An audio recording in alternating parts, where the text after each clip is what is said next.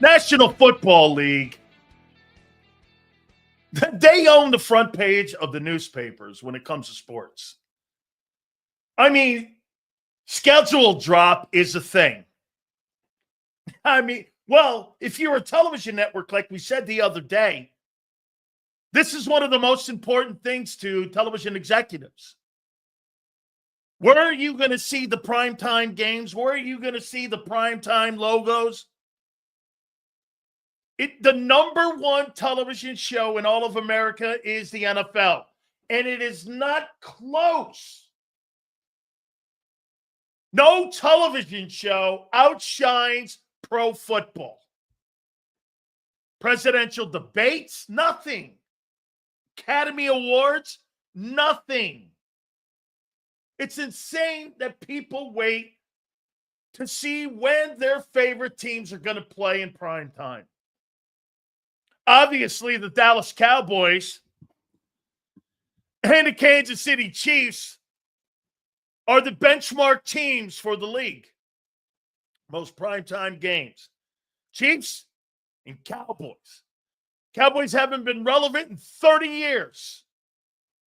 Actually, the Cowboys are the most relevant team in American sports.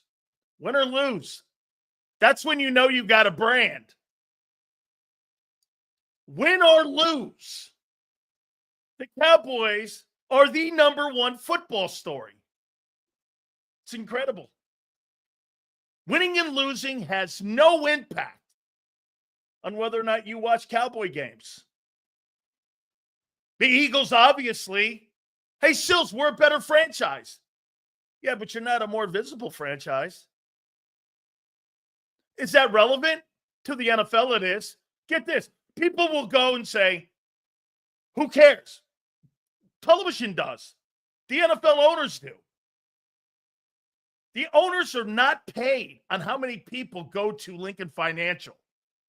They're paid on TV. Paid on TV.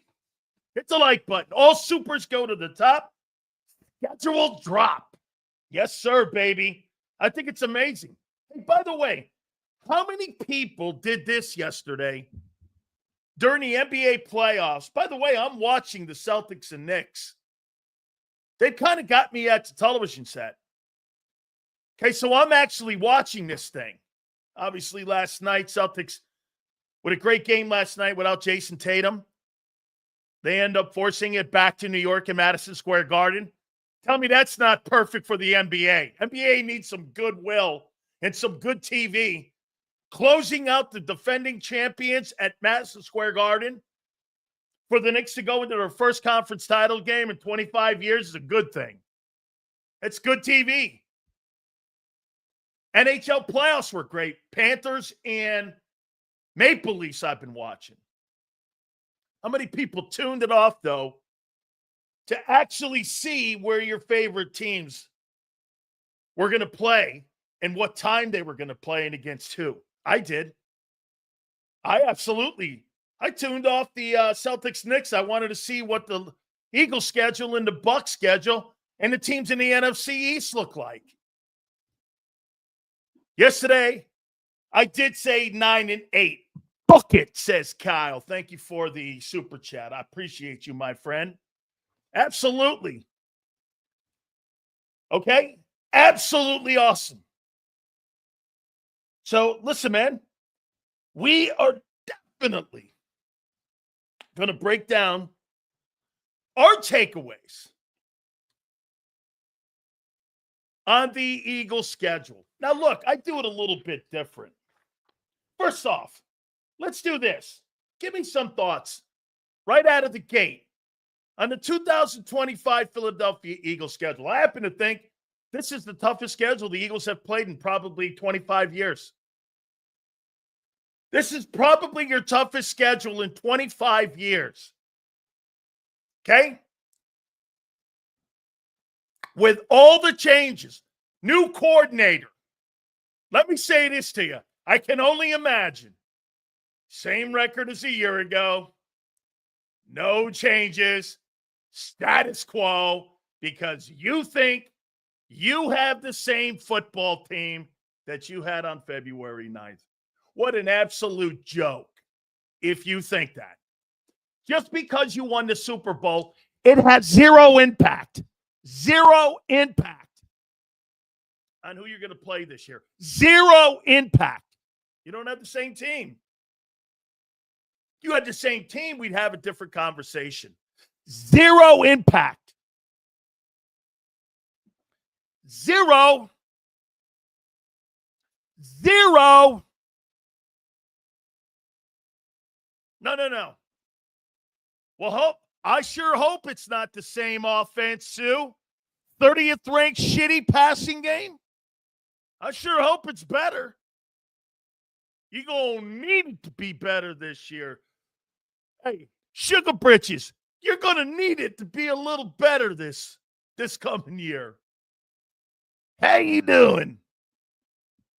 Oh, and by the way, Sue, you think having a lesser defense is going to impact the offense at all? Jeez. Tough it up, Sue. Come on, you're better than that. You're a sports talk person, Sue. You're not a chicken here. Toughen up. My takeaways, and as I said, we're going to take a look at the NFC East. And we'll also take a look at the Bucs as well. Okay? Stowe lost already, so that's not really that hard, is it?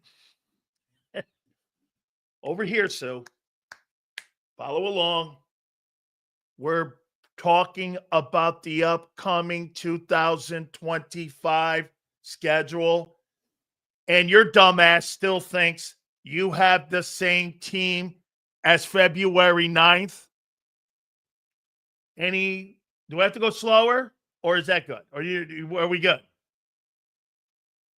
Where are we going, Sue?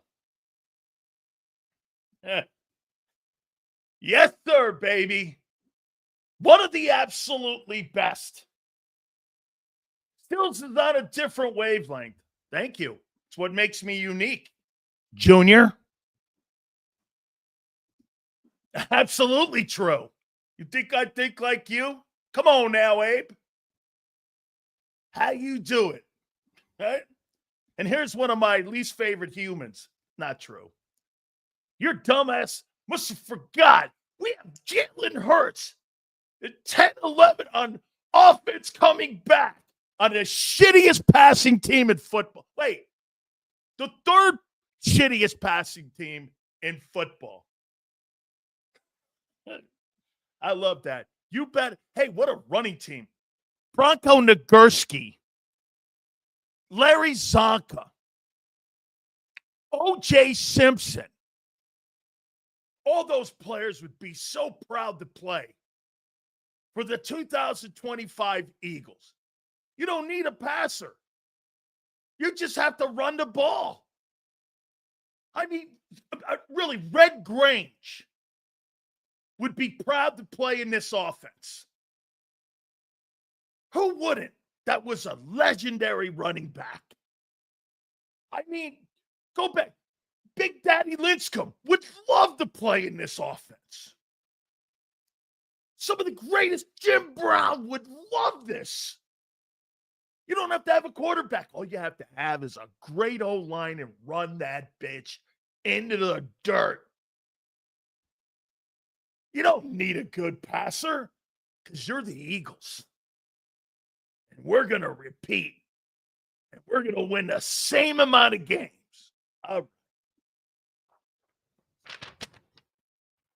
Merrill Reese will join us at 4:30. Also, little programming note. Tomorrow, Phil Simms will join us. And also, I think we're going to put on our boy, Philly Godfather. He's got a book #1 right now on Amazon. And Big Sills is going to be in his movie. How you doing? How about Big Sills, a movie star? Back on the radio in Tampa. Legendary show here with JAKIB. A movie star? How you doing? I'm like a junior version of Rock now. How's that going? I got a role in a movie coming up. Crazy great. We may have lost guys, but we have players replacing them. Had valuable experience as well. Like who? Keely Ringo? Sidney Brown? Who? John Campbell? Trotter? What experience are you talking about on defense? Help me out here.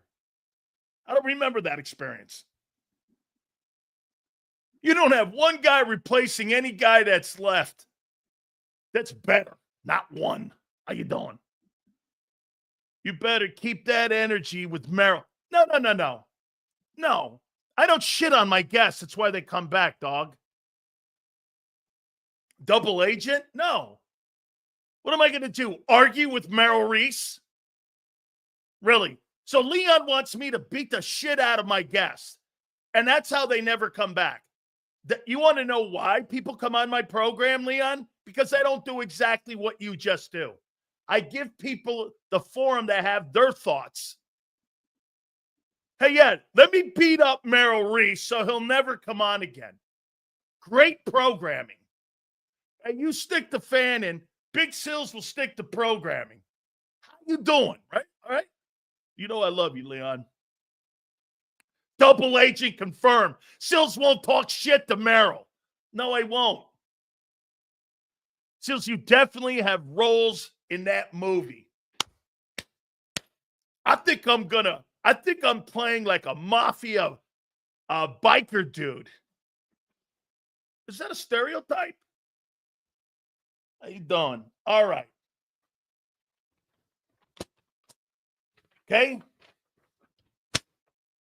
Oh, no, Elizabeth. It's the insults are their love for me. You see, anybody who insults Sills in here loves Big Sills. Don't look at it like that, Elizabeth.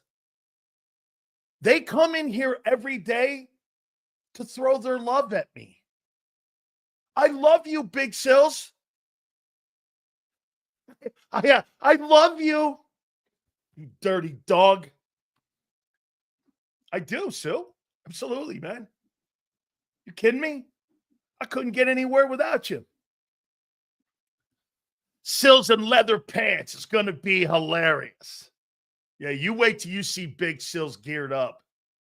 Hey, I'll tell you guys a real quick story before we get into the schedule, what I look at with the schedule.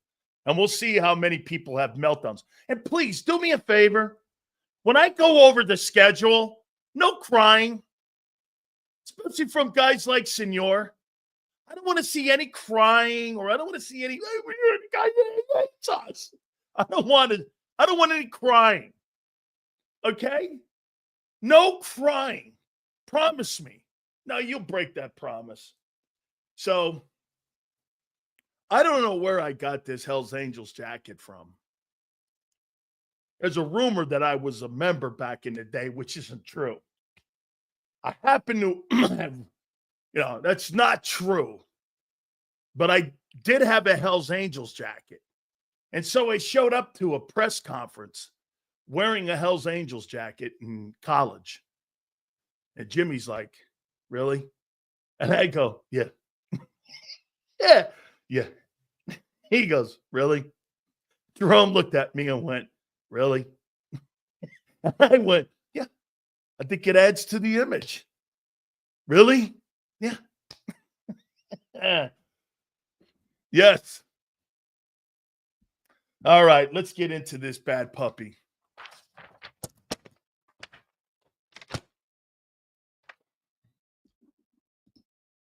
Why, is your mom in here? Oh. All right. Here we go. So what did I get for records? What do you guys see for records? So as you know, I'm going to give you shit all love. Hey, come on, Leon. You don't do that, man. You know better than that. You know I love you, man. I mean that. You think I throw that word around? Highly unlikely. Well, let me put this out there to you guys. When I say I love you guys and I really need you guys, you know how many people I must have said that to in my life? 7. Elizabeth shouldn't be watching General Hospital by now. Wow. Oh, man. Elizabeth getting some heat from Prince. Hey, Prince has been going after everybody lately, man. Going to have to squash this bug. Okay, look at this, 17-0. There's Shit's 23. Here we go. Look at this. Look at Shit Stain 23. 17-0. Look at Neil, 20-0, baby. Look at this here, 12-5. Not bad. That's probably in the room. There you go. Let's see. Yeah. Good, Prince. You know I love you, man.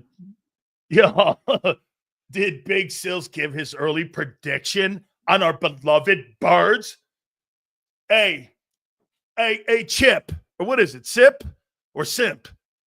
Is it M Simp 41? Sorry, as you said, I can't read. So I'm going to call you Simp.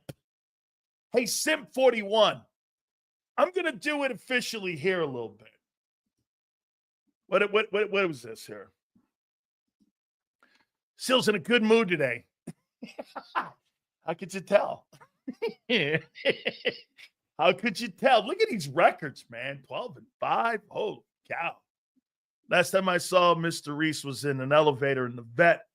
That or Mr. Toes and Mr. Reese and some guy with NFL film, Steve Sable. That ain't some guy. Okay?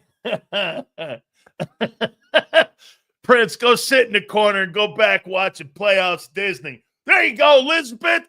Somebody's protecting you there. All right. Now, do you guys promise me one thing today? Say you promise. No tears. Okay? No tears today. Say you promise that there'll be no tears when I read my predictions. Okay? Oh, I got a promise from Leon. Look at this.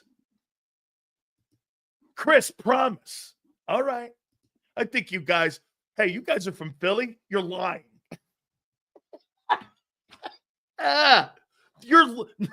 See, at least there's one guy from Philly not lying. Hey, Philly. Yes, Sills. Yeah, go ahead. Oh, my God. Hey, by the way, real quick, LJ, I'm hearing that you have probably 30 more days left of internet access after Elon and Trump are going to shut down Canada. So pretty soon you'll be talking like, with cups to each other from like Saskatchewan to Regina, not vagina. You guys will be talking in cups with strings on them. Hey, you got that igloo, Bill? Not yet. Hey, do you have that igloo built? Almost. Okay, listen. Make sure you leave a little piece of ice out there so we can ice fish. Got it. Okay.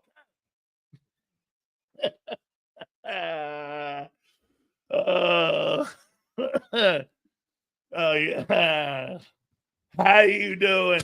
Yeah, they're shutting Canada down. They're all, hey, Bob. Couldn't hear me, Bob. Are you over there in Manitoba? Oh, okay. No, you're in Ontario. Oh, okay. Yeah. You hear me? Nah, man, it don't come through the igloo.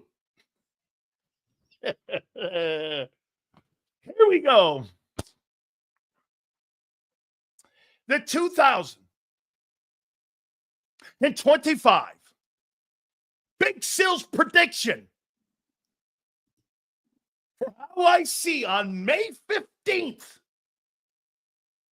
the fortunes of the Philadelphia Eagles. Enough of the downer. What's your win prediction? Sit down and don't worry. Don't get your panties in a bind, Junior. Junior Taylor, sit down. Don't worry about it, kid. Calm yourself down, son. I'll send you to the principal's office. Relax here. I told you, no crying. Okay? Prince, this ought to be halfway decent, or it could be a train wreck.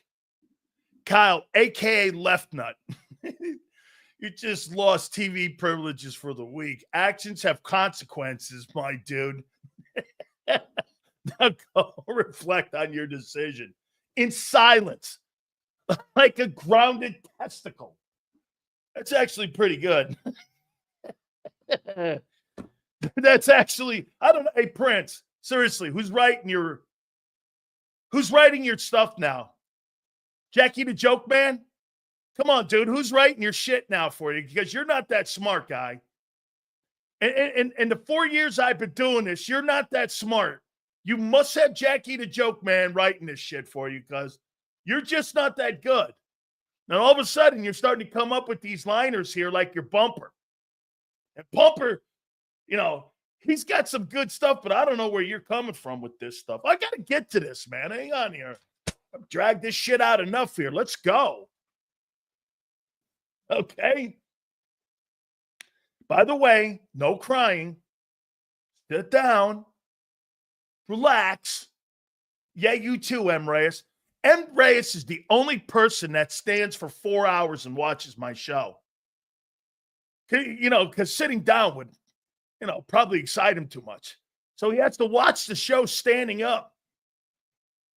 Yeah.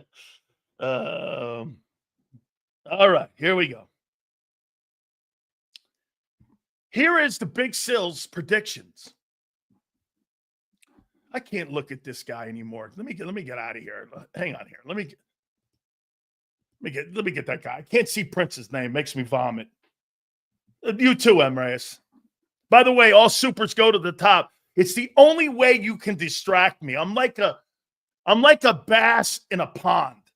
So when I'm talking and you send supers, you throw me off a little bit. How much of those shares in Canada? 20 cents a dollar? No, dude. Remember something. Canadian money is worth 5% of what the American dollar's worth. So you'd have to, if you wanted to buy the Big Sills show, you'd have to pay like at least $600 in Canadian money. And if you're in America, it's probably $5. And that's the way things work in Canada. Inflation.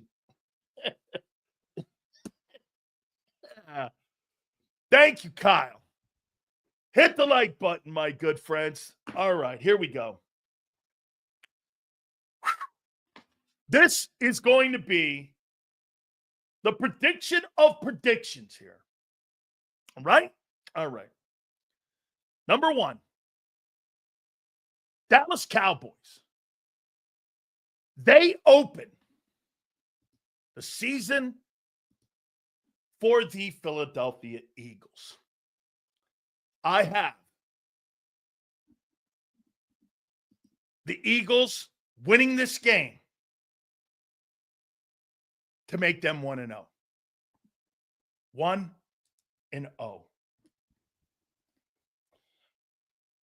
I think the Cowboys are going to need some time to figure out what they are and who they are.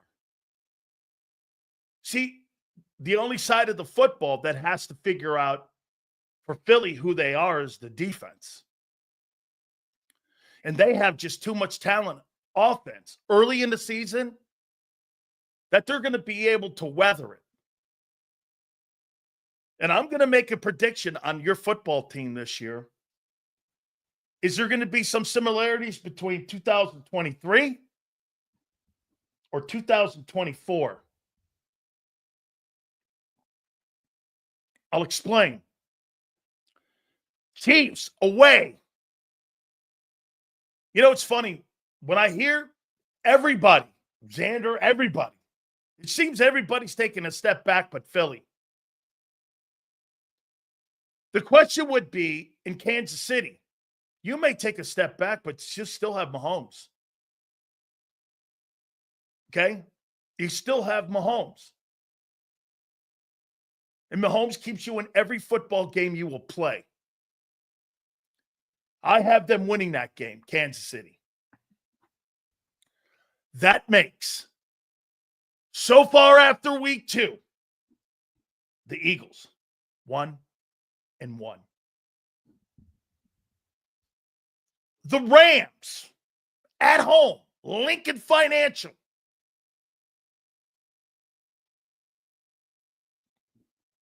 I think the Rams have to prove to me that they can hang up when it comes to toughness. I thought they played exceptionally well in that playoff game. That was as well as they could play. And it still wasn't enough. Now, the Eagle defense is clearly not the same.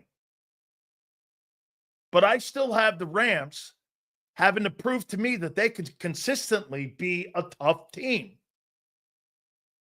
And I have the Eagles 2-1. I think they're a better team. And I think until the Rams show me, I've got them winning this ball game. And that runs the record to 2-1. Week 4, Tampa. It's going to be in September. Last time you went down there, you surrendered. We didn't have AJ. We didn't have Devontae. What was your excuses for your shitty defensive play? Some of those guys like Jalen Carter and Jordan Davis didn't even want to get off the bus. It was embarrassing. You got the same stuff going on down there again. The Bucs got better. Hey, and by the way, kid, welcome to the NFL. Every team loses players. That's not an excuse. We didn't have. So what? So what? You don't get that excuse. It's part of the narrative on how you win a Super Bowl. Oh, by the way, every time Xander goes like this, it says to me, you put that much credit into Isaiah Rodgers? Yeah, because when you have guys like Fred Johnson who can step in and be productive players while you have injuries and you're allowed to get through the war of attrition, that right then in a nutshell is how important your backups are on winning, especially when you're playing a schedule like this. Yes, backups are going to be. Let me ask you this. How important do you think backups are going to be with a schedule like this year? Let me guess. Nothing. Nothing, right? Nothing. The backups will mean nothing. I got the Bucs winning this game. By the way, I don't see where the Eagles get killed in any game. Here's what I think is going to happen this year. You're going to win games you're supposed to win, but you're also going to lose games you're supposed to win until that defense can show us. So after Tampa, I've got you sitting at 2-2. Denver. As much as I love that Denver Broncos defense, I am not sitting here telling you that Bo Nix is going to run Denver into Lincoln Financial and beat the Eagles with that offensive personnel. No way. That game, they'll be good defensively for about 2 quarters. And if the Philadelphia defense is not in shape at that time and playing well, Denver's going to move the ball. But I just can't sit here and say to you that the Denver Broncos are going to roll into Lincoln Financial and win that ball game. Not a chance in hell. So I've got them beating Denver, and that's 3-2. Week 6, the Giants away at the Meadowlands. I don't know what the Giants, Russell Wilson, Jackson Dart, and the pizza guy who's running the ball. Shitty O-line. Malik Neighbors is a good ball player. Their defense is not horrible. They got, how about this? In my opinion, they got a better front four than the Eagles do. Just better players. Burns, Lawrence, Thibodeau. They're more established players. And then they add Abdul Carter. They're light in the linebacker play. I think they're not bad at safety. but I got them crushing the Giants. That's 4-2.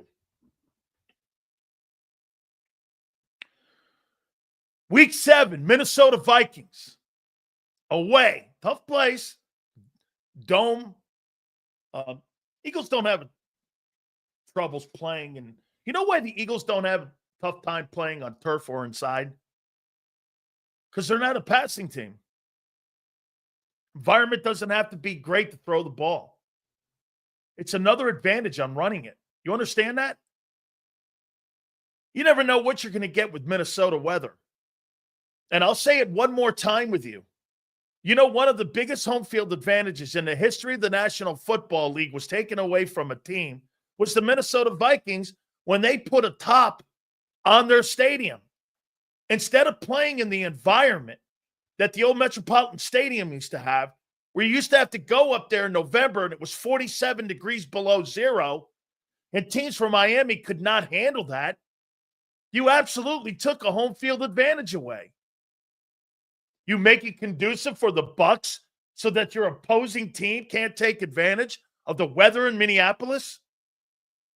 I mean, you ever wonder why there's no roof on in Tampa or Miami? Because they want to take advantage of the humidity. Or in Buffalo. No dome in those places. It's a stupid move by Minnesota. Get this. Minnesota went to 4 Super Bowls. They haven't been back to one since they moved indoors. Do you know that? They have not been to a Super Bowl since they moved indoors. And they went to 4. All you need to know. I've got them in week 7 against Minnesota. I'm sorry, man. J.J. McCarthy or whomever. I don't see it. I got them going up there. I think it'll be a competitive game. That's 5-2. Number 8.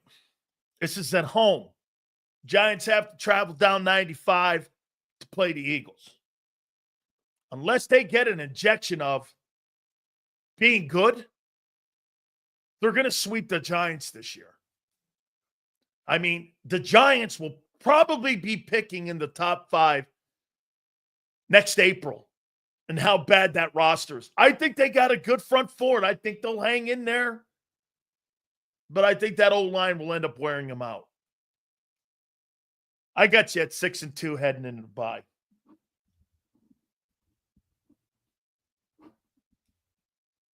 Coming out of the bye. Green Bay, away at Lambeau. They draft a receiver. I thought they needed to draft an interior lineman on either side to help their team. They need to get better in the O and D lines. Getting better on the perimeter for Jordan Love. You're going against every single fundamental that made the Green Bay Packers a great team. They hadn't drafted a guy in the first round in 40 years. Or maybe that kid they got from North Dakota State was a first rounder. But Devontae Adams was a second round draft pick. I mean, they need O-line and D-line help. I think Philadelphia rolls in there. And by the way, if I'm Philly, I hope it's snowing. That helps my running attack. Dude, anytime it's bad weather, that's not going to hurt Philly. Why? You're built for weather. Bad weather. Raining. Snow. Sleet. If you were a passing team, it'd be a different conference. Cincinnati's not built for weather. Baltimore's built for weather. The Eagles are built for any condition. Inside, outside. Why? Because you run the ball. I don't see how Green Bay stops you. I got 7-2. Detroit. This is where it starts to get a little dicey here. This is where I think that defense now starts to get a little bit, and unlike last year, I think that defense is going to be not as bad as 23, but I think it's going to take more time this year, and that's a prediction, than it did a year ago. I think Detroit wins this ball game.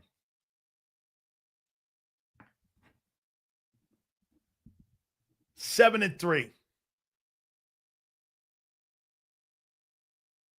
Number 12. And week 12. Away. Cowboys. I think the Cowboys get better by week 12. And I think they're playing better football. And I think they win this ball game. 8-3. Excuse me. 7-4.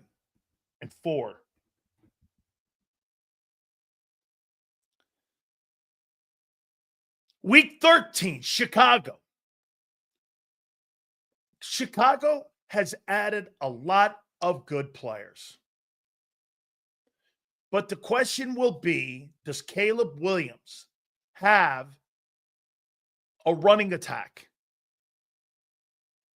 that can help play action with all the players that they have added? Okay? I still don't see it. It's a good group of young and veteran talented players. But I just don't see Chicago yet. How about this? I think Chicago has a shot to have a winning record. But we're talking about one of the upper tier teams. There's like 4 of them, 5 of them. And I don't think they're up there. I think they're ascending. And I think they're getting better. Better to beat them? No way. 8-4. By the way, week 13, you're sitting at 8-4. Your defense is getting experience. You dropped a game that you shouldn't have dropped. Possibly the Detroit game and the Cowboy game you shouldn't have dropped. And that's going to come with the experience that you're gaining by playing all these young players. So you're sitting at 8-4. Heading into the Charger game. This is out in Los Angeles. I think Justin Herbert and the Chargers are going to give the Kansas City Chiefs every bit of struggle to win that AFC West. I just look at their running attack and go, and they were really good a year ago. Jim Harbaugh is a big fan of running the football.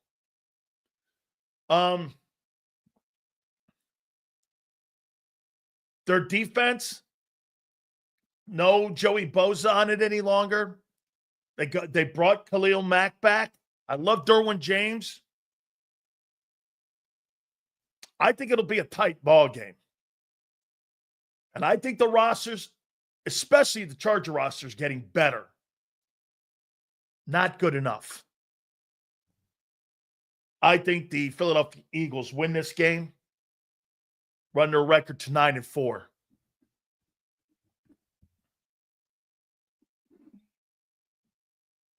You're heading into the Raider game. I don't know what the Raiders are going to do this year. I mean, Geno Smith. Wow. Geno is a fine ball player. A good one? All right. A great one? No. Who's running the ball for them? The one bad thing that the Raiders have never done well, and it used to be a benchmark of that franchise, they can't get people on the ground in the secondary. They just can't get anybody on the ground. So I got the Eagles winning, sitting at 10-4.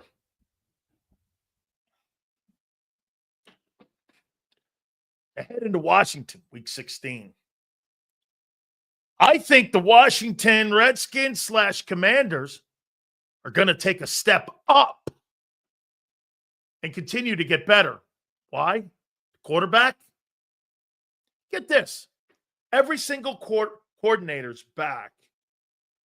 They've added players to the team to help the quarterback, and yet he's going to fuck up and make a step back when they've improved everywhere. Another year in the same system, another year with Dan Quinn and Cliff Kingsbury. If you're telling me Detroit is going to take a step back because the coordinators are not there, I'm telling you the Commanders are going to take a step up because the Commanders still have their coordinators. They win this game. 10-5.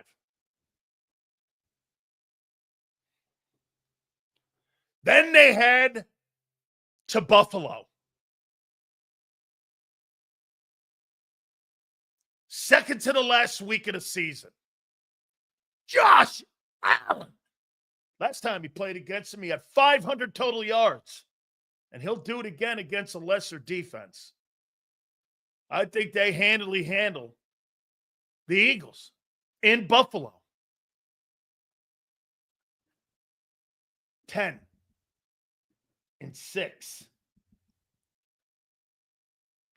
Washington at home. I think they take care of business here. And they win. And they finish 11-6. And in second place, I think. I'll have to look at Washington's schedule. I haven't looked at it yet. I've got them at 11-6. Why? I don't think they're duplicating what they did a year ago defensively. I do not believe they're going to get better by the end of the year. I don't. Not quite the 23 meltdown, but I don't believe it. You're going to act like every other football team. That was an anomaly. If 23 was an anomaly, that was as well. Not having it. I am sitting at 11-6. I'm not going to say they're going to be poor, but I'm not going to sit here and I'm not going to bend off because of what Vic did. And by the way, Vic's been in the league 50 years. This guy's got one Super Bowl. Calm down about calling him one of the greatest coordinators of all time. This guy's got one Super Bowl. Shit, Todd Bowles has one. 6 losses, your ass still has not learned. Okay. And you still think you're the same team you are on February 9th. I'm not debating that. If you had the same team, Anthony, I'm not going to make you feel better about yourself. But if you had the same defensive unit, or at least half those players back, it'd be a different conversation. But you don't. And the players you replace them with are not as good as a unit. Even the backups. From the starters to the backups. Not one of them. You don't have, Trotter's not better than Burks. Keely Ringo's not better, or Dory Jackson's not better than Darius Slay. All up the front. Still, Isaiah, you're going to need the war of attrition and a depth and a deep football team to win with this schedule. Now, by the way, 11-6 with that schedule, the best schedule in football. If you played last year's schedule with the group you have now, you'll probably be 13-4.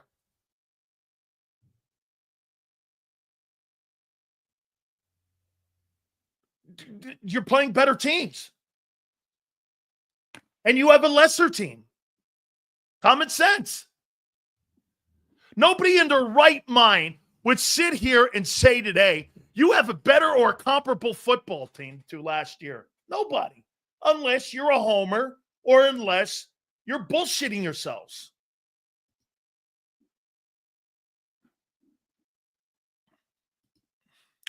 11-6, agreed. Too many fans are hung up on potential and not right. All you have is guesswork. And until you prove it, that's all it is. Well, how do you know? I don't know. Well, the other teams have lost. The other teams just didn't come off of a Super Bowl win and take out half the roster. Shit. Even Howie Roseman has addressed this. Only people not listening are their fans. –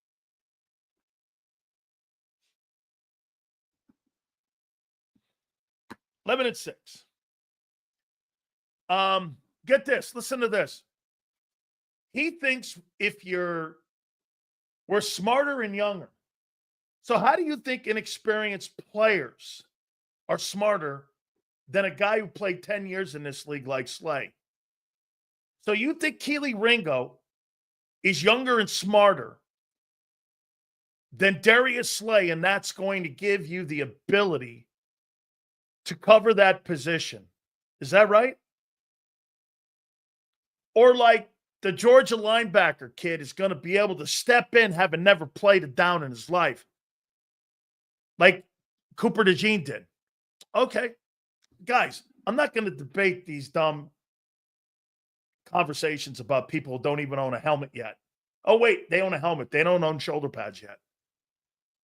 I'm not having a debate with rookies who don't even own shoulder pads yet. I mean, these guys don't even own shoulder pads. And look at M. Reyes. Slay sucks now. Oh, well, we'll find out. Keely Ringo couldn't get on the field a year ago, but now all of a sudden he's a great football player, according to M. Reyes. Or a Dory Jackson who was whacked by the Giants and was a free agent. And it was a third-day sign. He's great. Sure, okay. 7,000 teams had a shot to vie for his services, and nobody wanted him but the Eagles. What'd they sign him for? $1 million? I don't even know if they signed him for that. All you got to do is look at the money.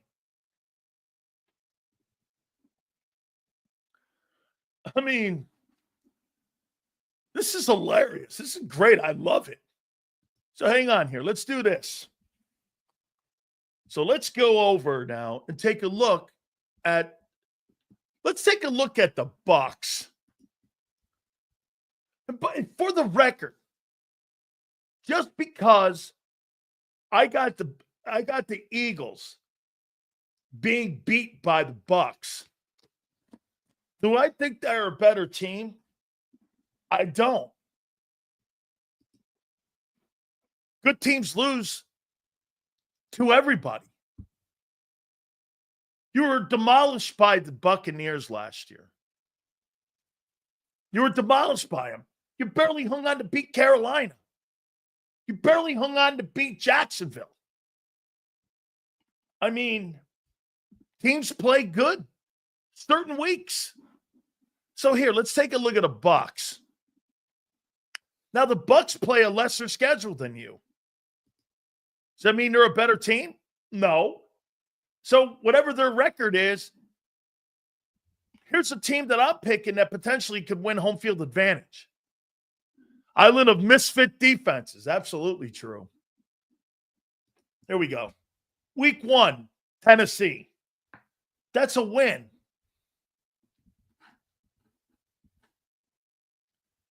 Week 2, the Steelers.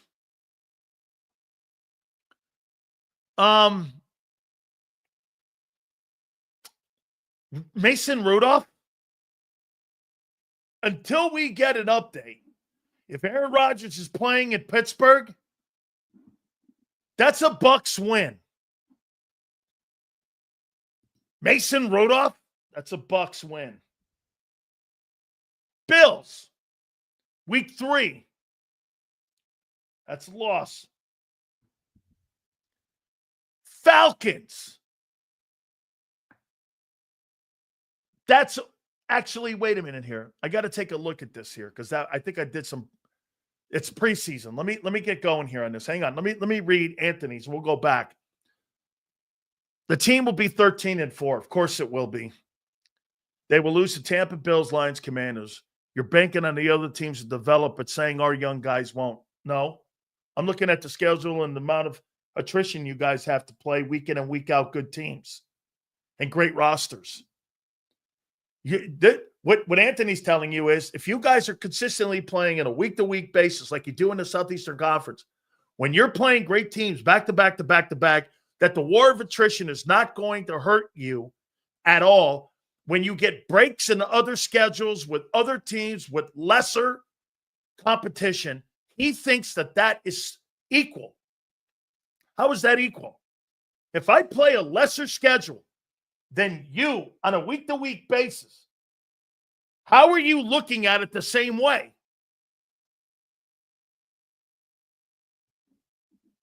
How are you looking at it the same way? Okay, here's week 1, Atlanta for the Bucks. Michael Penix? No way. I got the Bucks winning. Houston. I got the Texans winning that game. The Jets. Looking right out of the gate. According to Anthony, you're playing the Cowboys, Chiefs, the Rams, and the Bucks. Here's who the Buccaneers are playing. The Falcons, the Texans, and the Jets. I mean, there's 2-1. And you get Philly at home, 3-1. You play Seattle. Now that's away. I think that's a loss. That's 3-2. We're going to do the NFC East here in a minute.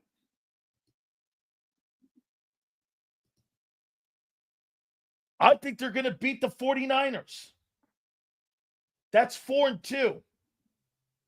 At home, too. Then they got the Lions. In Detroit. They went up there and beat them last time. I think they dropped that game. That's 4-3. Then they got the Saints. I don't even know who's quarterback in that team.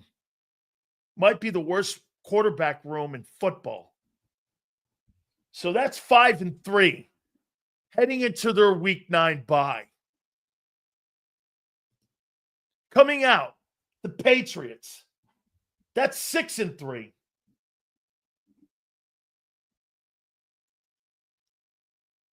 Then they got the Bills away in Buffalo. That's 6-4. Then they got the Rams away. I'm going to take the Rams in that. They're 6-5. They've got the Cardinals, November 30th. That's 7-5. The Saints, December 7th. That's 8-5. The Falcons, that's 9-5. The Panthers, that's 10-5. The Dolphins,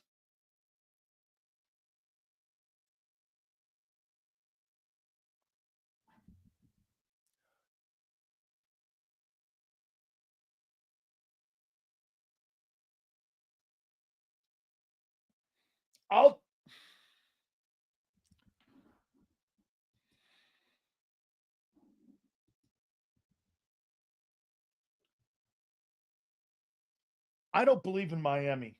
That's 11-5. Then they got the Panthers. I think they dropped that game.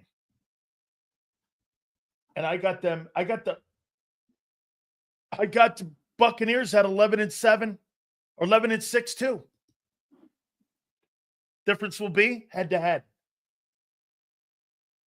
I don't think there's going to be a team in the NFC outside of Detroit, maybe. But Detroit plays in the North. Folks, I think 11 or 12 wins might actually win home field. Okay? I think it might just win home field. And can you imagine this? If you won home field at 11-6 and got your team to the NFC Championship game like you did a year ago,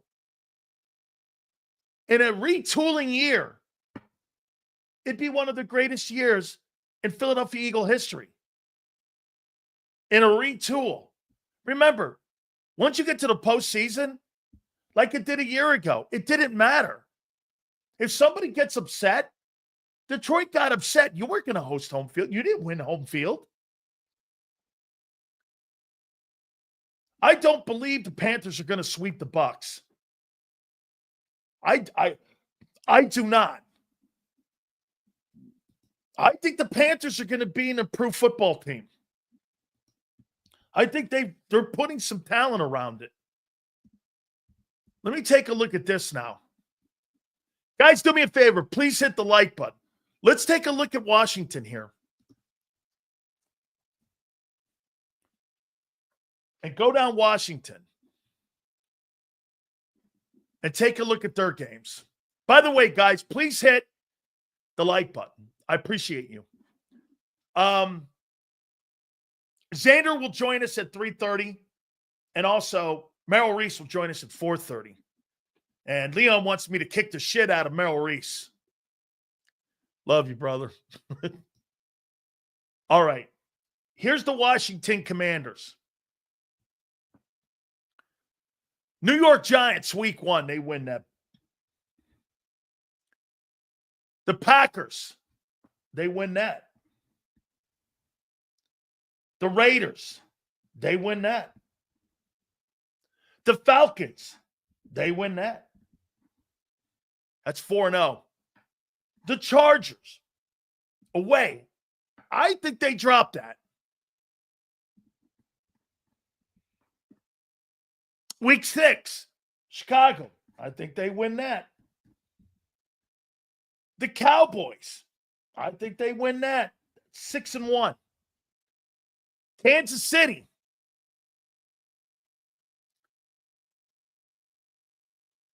I think KC wins that. 6-2. Seattle at home. I think Washington wins that. They're 7-2. Week 10, Detroit. They destroyed them. I think they get their revenge, Detroit. That's 7-3. The Dolphins. It's an international game. I think they crush the Dolphins. That's 8-3. They get the bye week 12. They got the Broncos. At home, they win that. That's 9-3. The Vikings. I'm going to give Minnesota that one. It's 9-4. The Giants after that, that's 10-4. The Eagles. They win that one. That's 11-4. I think they lose that Cowboy game. 11-5. And I think they lose that last Eagle game. 11-6.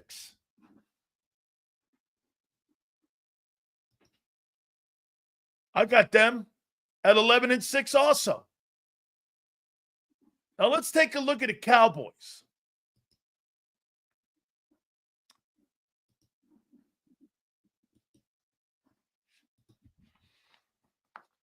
My point is that the Eagles may have taken a couple steps back, but the rest of the NFC, how much have they taken a step up? You do not have the same team. I'm not going to debate that any longer. I'm done with that. Anyone who wants to, I have no issue. I have no comment any longer on it. There's just no comment on it. There's just not. So the Cowboys schedule. Here we go. Here's the Cowboys. What do you think the Cowboys record of? What do you think of the Cowboys? By the way, I just did 3 teams at 11-6. Somebody's going to be 12-5 or 13 wins because of the war of attrition. Somebody's going to be in there. I think there's going to be one game that's going to determine home field advantage on everybody's schedule this year. You're not that far and away better than anybody in the league any longer because of what happened in free agency. You're not that far ahead. You are on one side of the ball, but you're a one-dimensional football team. Oh, I forgot. You take Herz out when you want to. Oh, wait, you don't do that. That's not what you guys are saying. Even though you say he can play well when needed. I don't know what the difference is. It's kind of crazy. It's the same thing. Here's the Cowboys. 0-1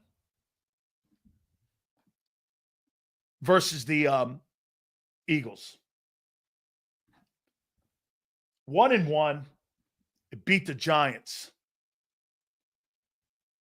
I think they lose to Green Bay. They're 1-2. They're not better than Green Bay. But check it out. Boy, I'll tell you something, man. Make no mistake about it. The NFL, they want the Cowboys in the postseason. Boy, do they want the Cowboys in the postseason. Get a load of this bullshit. Okay, so you're 1-2 because you're going to lose the. Then you got the Jets.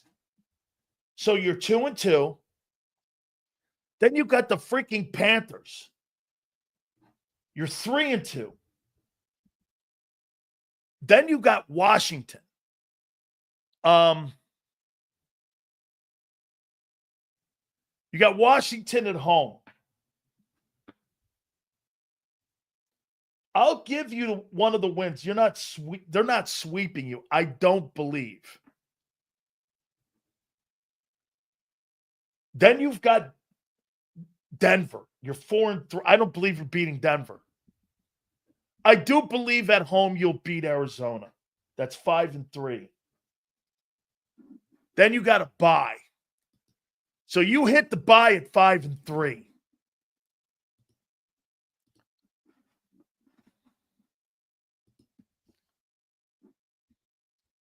Raiders, you win that. You're 6-3 out of the bye. Then you got the Eagles. I think they win this game. That's 7-3. I think they turn around the following Thursday and they lose to Kansas City. That's 7-4. I think they lose to the Lions. They're 7-5. I think they beat Minnesota. That's 8-5. They lose to the Chargers. That's 8-6. And I think they lose to Washington. That's 8-7. And I think they beat New York. That's 9-8. I don't know if that's good enough to get in the playoffs. Because there's going to be a ton of teams, in my opinion, that are going to be like in that room, 9-8, 10-6, 11 wins, 12 wins, maybe a 13. I don't believe there's going to be a dominant football team this year in the NFC. I think there's going to be a lot of good football teams. A lot of good football teams are playing in the North. So let's look at the Giants.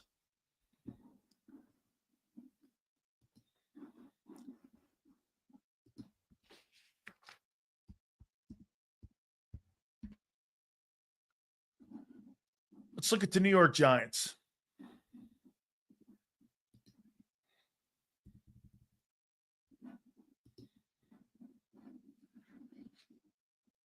I think they've done a nice job. But again, their question mark is going to be what the quarterback position looks like. So here's the Giants now.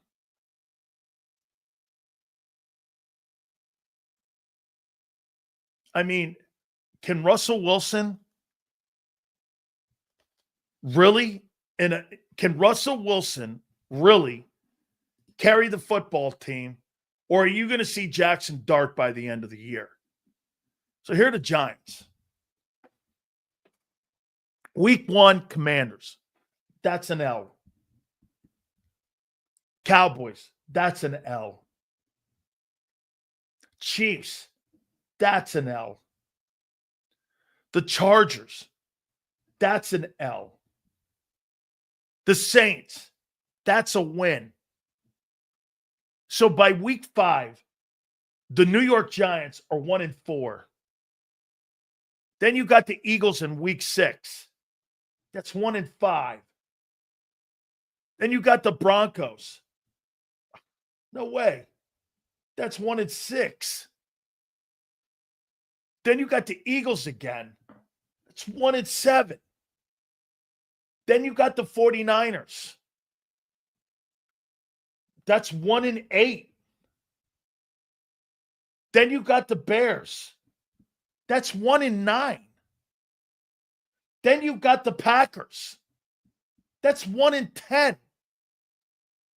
Then you've got the Lions. That's 1-11.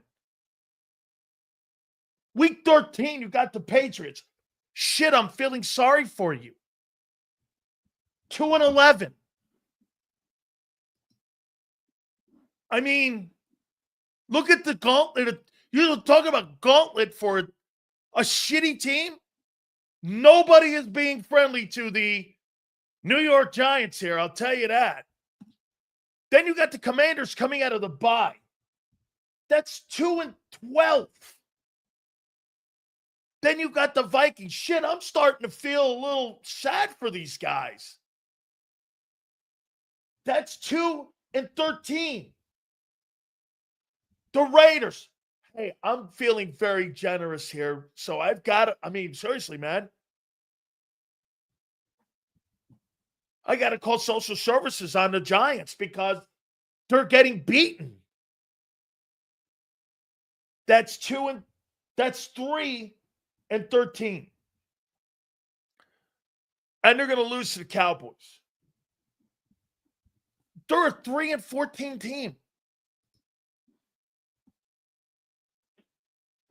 The Giants are going to pick number 1 in the draft. And they're going to get Arch Manning. That's right. Get this. Wait a minute. They just took Jackson Dart. You drafted a player that you know in your heart is not a legitimate first-round guy. Knowing full well you weren't going to win a ton of games this year, and that Arch Manning's in there, and you're not going to win. This is totally a giant scenario. Right here, they pick a lesser guy like Dimes Jones, knowing full well they weren't going to win a ton of games this year. And then they're going to turn around and miss out on Arch Manning because they took the guy previous year who was a 4th rounder, 3rd rounder at best. Total Giants. There's no way Howie Roseman would have drafted Jackson Dart knowing the personnel on the team right now. No way. And there's a bet. I would rather have the kid from Penn State than the kid from Ole Miss. Wouldn't you? That Drew Allar kid. I'd rather have him. Total Giants. Were they really, say you put Jackson Dart in, you're still going to win. You're still going to win between 3 and 5 games. Man, The Giants are going nowhere. They have set this general manager, Joe Schoen, has set this franchise back 10 years.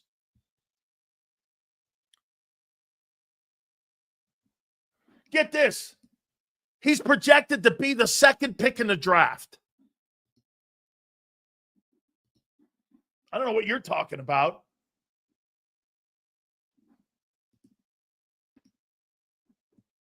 Man, the Giants are not going to win a lot of games, and they got a first-round kid in their group. And when you're looking at Jackson Dart, are you really going, wow, that kid is some ball player? Man, I can't believe it. Hey, okay. What John said it? Maybe he does turn out. I don't know.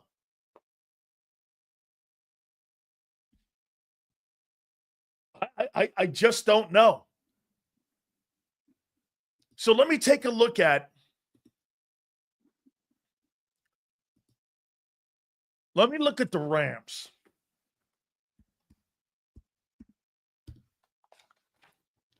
Guys, let me show you something that's really great about, and this is a great comment about the Eagles. Dude, the Eagles, they whacked all those players off their defense, and they're still in the room. And they're still in the room. Howie Roseman did you a favor. You may have taken a couple steps back, but you're not out of the room. Look at what the Bucs and the Rams did after they won their Super Bowls. I'm not even sure they made the playoffs like the following year, or they had a winning. I think the Buccaneers had like a 7-9 record, Brady's last year. The Rams had a losing record, right? The year after the Super Bowl win. That's not going to be the case here.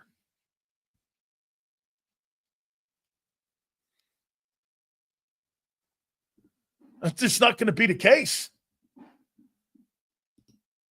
Let me take a look at the Rams.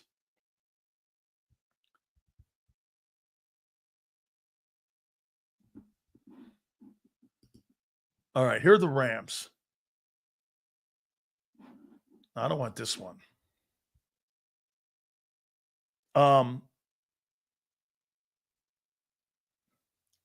Why in the world would they segment it like that? Stupid, absolute, dumb Ram stuff. Here we go. Okay, here we go.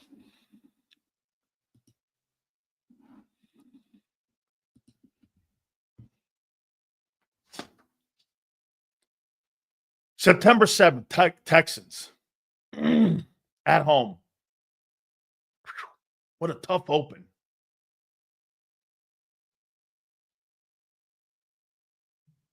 I'm going to say they win that. No.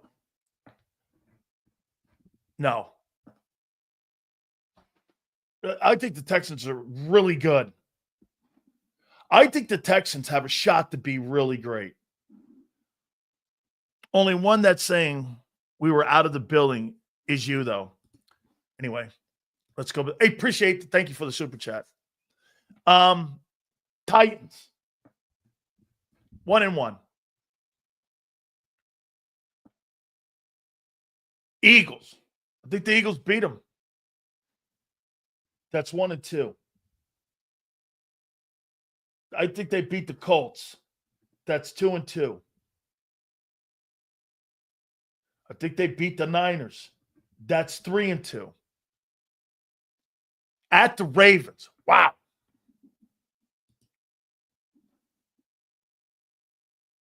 At the Ravens. I think they dropped that. That's 3-3. They beat the Jags. That's 4-3. They got a bye in week 8. They beat the Saints. That's 5-3. And whatever reason, I'm going to say they sweep the Niners. He owns them. He owns Kyle Shanahan. That's 6-3. I think they struggle every single time they go to Seattle. But this one's at home. And I think the Rams win this one at home. So that makes them 7-3.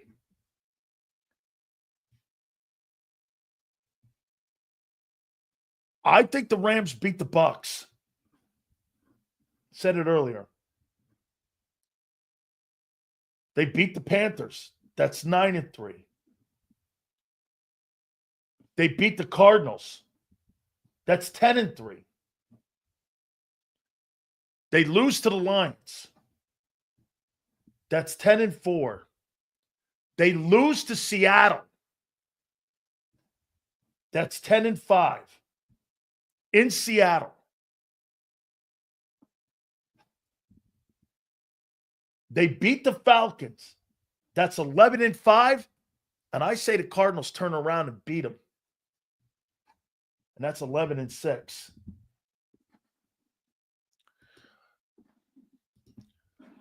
Don't be pissing my super chat off. You must ain't take your medicine today. Thanks for the super chat, bro. Let's see here.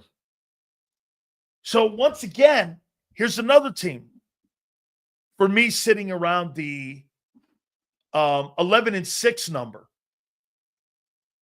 Okay?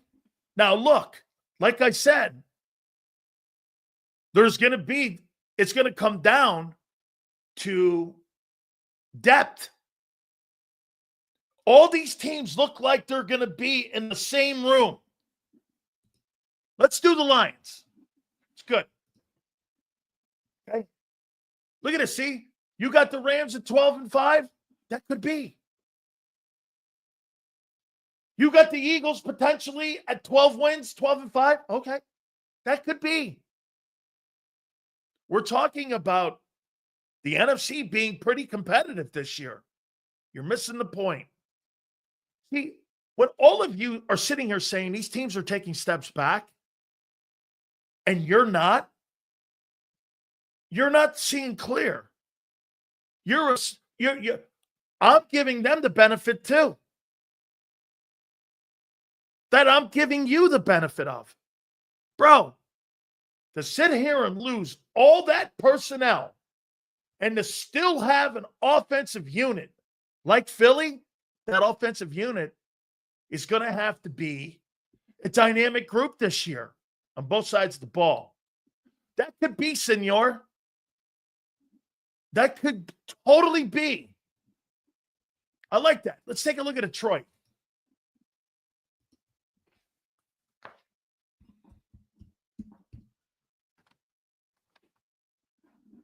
Here's Detroit. Boy, what a tough open. What a tough open.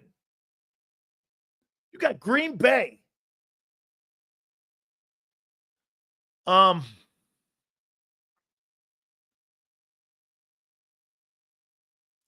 it's in Lambeau. I'm going to say the Lions win that. You got Chicago. They're going to be 2-0. They got the Ravens in week 3. I'm going to say the Ravens win that. I believe it's a Monday Night Football game. They're 2-1. They're going to kill the Browns. That's 3-1. What do you guys got with this one? Lions and Broncos in week 5. Lions, no, not Lions and Broncos. Excuse me. Lions and Bengals. Excuse me. Lions and Bengals. I mean,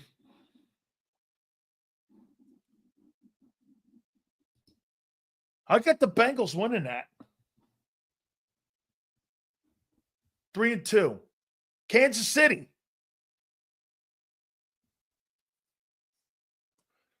Jared Goff owns Patrick Mahomes. But it's at Arrowhead. It's an NBC Sunday night game.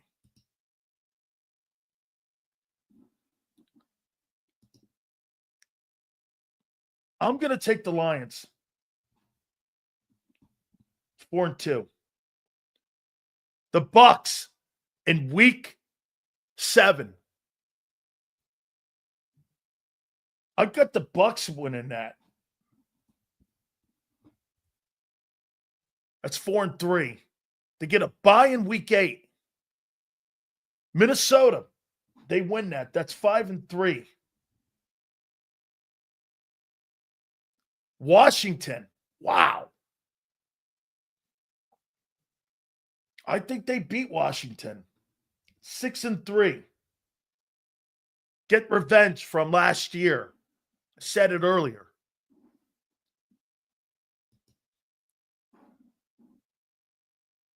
The Eagles. I think they beat the Eagles. That's 7-3. You got the Giants. It's 8-3. I think they dropped this Green Bay game. I'm not going to sweep the Packers. 8-4. They beat the Cowboys. That's 9-5. Oh, excuse me, 9-4.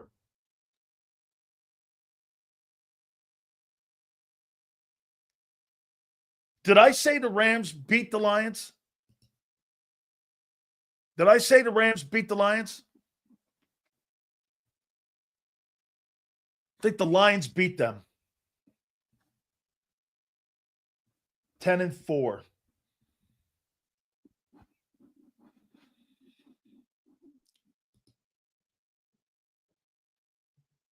I think they beat the Steelers. That's 11-4. I think they dropped that Minnesota game. That's 11-5. And I think they dropped that Chicago game. That's 11-6. I mean, look at what the Eagles did. You have to understand something here. Yes, these other teams got better. But Philly dumped all those players. And they're still hanging out with you. And they have a better offense. I don't know if they have a better offense than Detroit. Maybe by a tick because of the line. And that could be the equalizer. Okay? And by the way, you see this? I think the NFL designs it this way. With free agency, salary caps. I'm trying. Give me a team. Here, let me show you something here. Who's got the easiest schedule? That's a good team. Let's do Buffalo. Because I think Buffalo has an easy schedule. It's like, I'm going to show you something here. Here's the Buffalo Bills. I think they have like the 16th easiest schedule. Or hard, excuse me. By the way, I thought that thing with Allen Iverson was absolutely dope. Okay.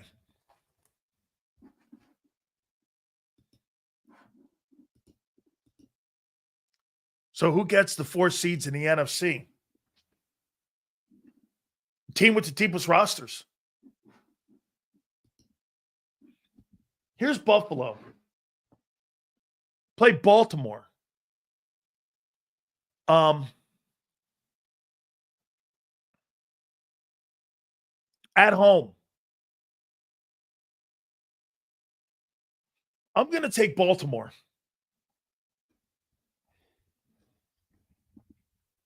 The Jets. It's 1-1. Miami. That's 2-1. New Orleans. That's 3-1. New England. That's 4-1. Atlanta. That's 5-1. Carolina. That's 6-1. KC. 6-2. Miami, that's 7-2. Tampa, 7-3. Houston, 7-4. Pittsburgh, 8-4. Cincinnati, at home. I'm going to take the Bills. That's 9-4. Then you got New England. That's 10-4. Then you got Cleveland. That's 11-4. Then you got Philly. I'm saying they're winning up there. That's 12-4. You got the Jets. That's 13-4. Could it be 12, 11, 2-13? Sure. Depending on what injuries. Absolutely. Bills are going to win a shitload of ball games this year. Why? They play in the NFC East. Excuse me. They play in the AFC East. There's no good teams in the AFC East. Maybe the shitty Dolphins. I mean, get this. I mean, you're going to start the season. You could start the season out 8-0. And if, hey, guys, help me out on this. Did that team make the AFC Championship game last year? How did that team who made the AFC Championship game, did they make did the Bills make it to the AFC title game? Get this. This guy thinks somebody's glazing the Bills because they play a shitty schedule. Hey, ding dong. Look who they're playing, jackass.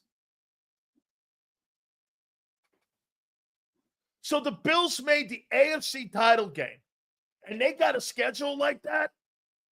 Like I said, because you got numbnuts like that, get this. This is who they start with. Ravens, okay. Then the Jets, the Dolphins, the Saints, New England, the Falcons, Carolina, Miami. That's who they start the season with. He's glazing the Bills. Guy, take a knee. Honest to God, take a knee.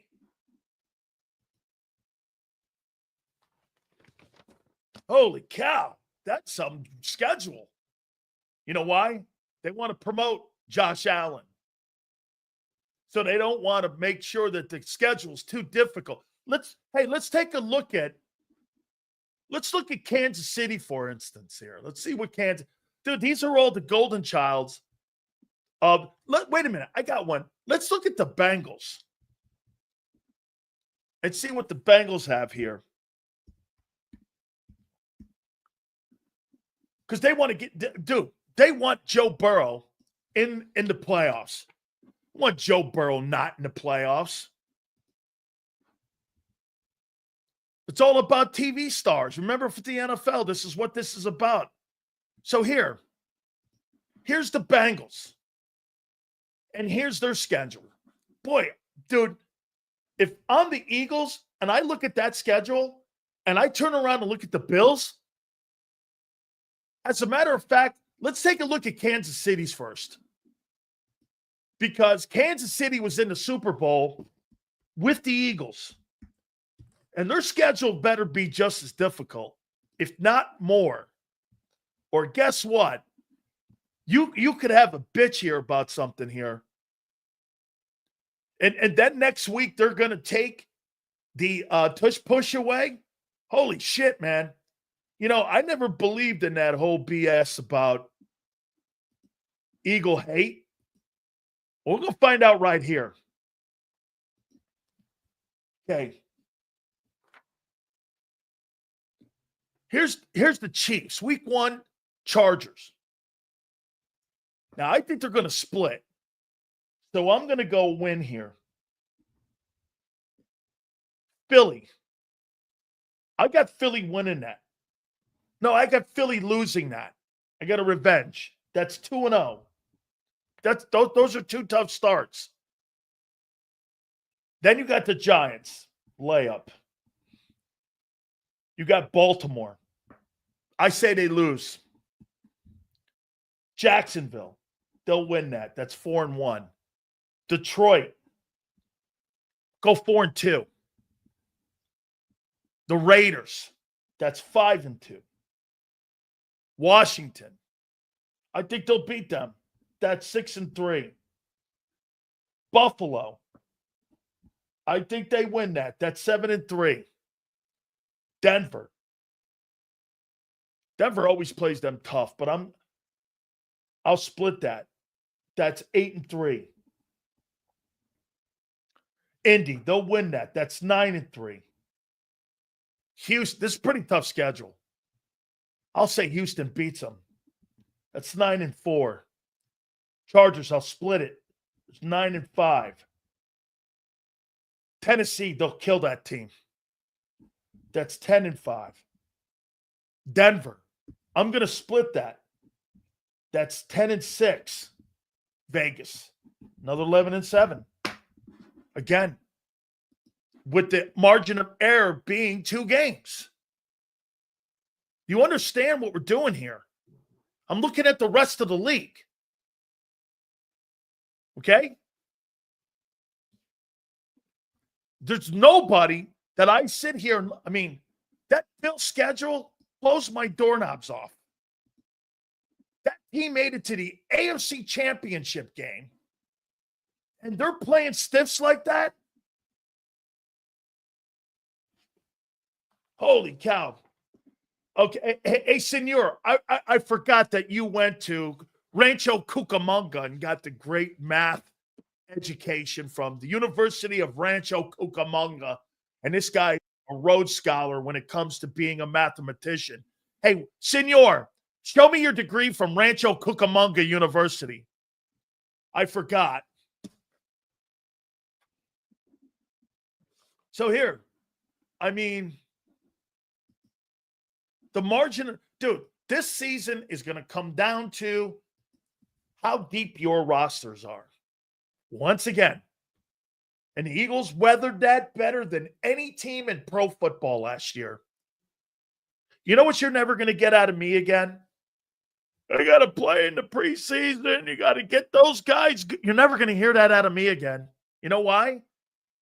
They have been pretty much the last 5 years or 4 years I've been covering this bitch, the healthiest team of any team in the league. And it may play itself out like that. All right. So I got them at 11-6, but again, margin of error is 2 games. But then you look at the rest of the NFC, I don't see a dominant. I see the Detroit in the same room. I see the Rams in the same room. I don't really see Green Bay. And hey, by the way, if you're going to take a shit on Detroit for losing their coordinators, do you not give Washington credit for keeping theirs? Right? All right. This is a lot of fun. Boy, I'll tell you, the National Football League, man, they know what they're doing. They absolutely do. And I heard the guys talking this morning. Boy, I'll tell you what, man. A lot of people a little bit more pessimistic than even Big Sills. And with all that being said, by the way, Merrill Reese will join us. That'll be at 4:30. Without further ado, let's bring my boy in, man. He's doing a kick-ass job on Birds 365. My friend, Betsy Xander Krause. What's up, Big Sills? How you doing, brother? How you doing, dude? I'm great, man. How you doing? Initial takeaways on what you saw with the Eagle release of their schedule. I'm feeling dangerous again, Sileo. I'm feeling good. Listen, I don't get no back-to-back home games. I don't get that. That feels like everybody should have a back-to-back home game in a season. I don't get that. I don't get saving the Commanders for 2 of the last 3 weeks. And I'm not mad. Like, I don't think it's a problem for the Eagles that they're there. I just think from a business standpoint, how do you not put the Commanders one game in the early half of the year, one game. If you go one game late in the year, that makes sense to me. But overall, I feel pretty good. I mean, I feel like it's okay. I mean, look, it's a first place schedule. You got a lot of good teams. You got more playoff teams than any team in the history of the NFL on their schedule. You got 10 playoff teams last year. So they're not all going to be playoff teams again, but I do think it's a very tough schedule for sure. And that means iron sharpens iron. By the time the playoffs come, we'll be ready to go.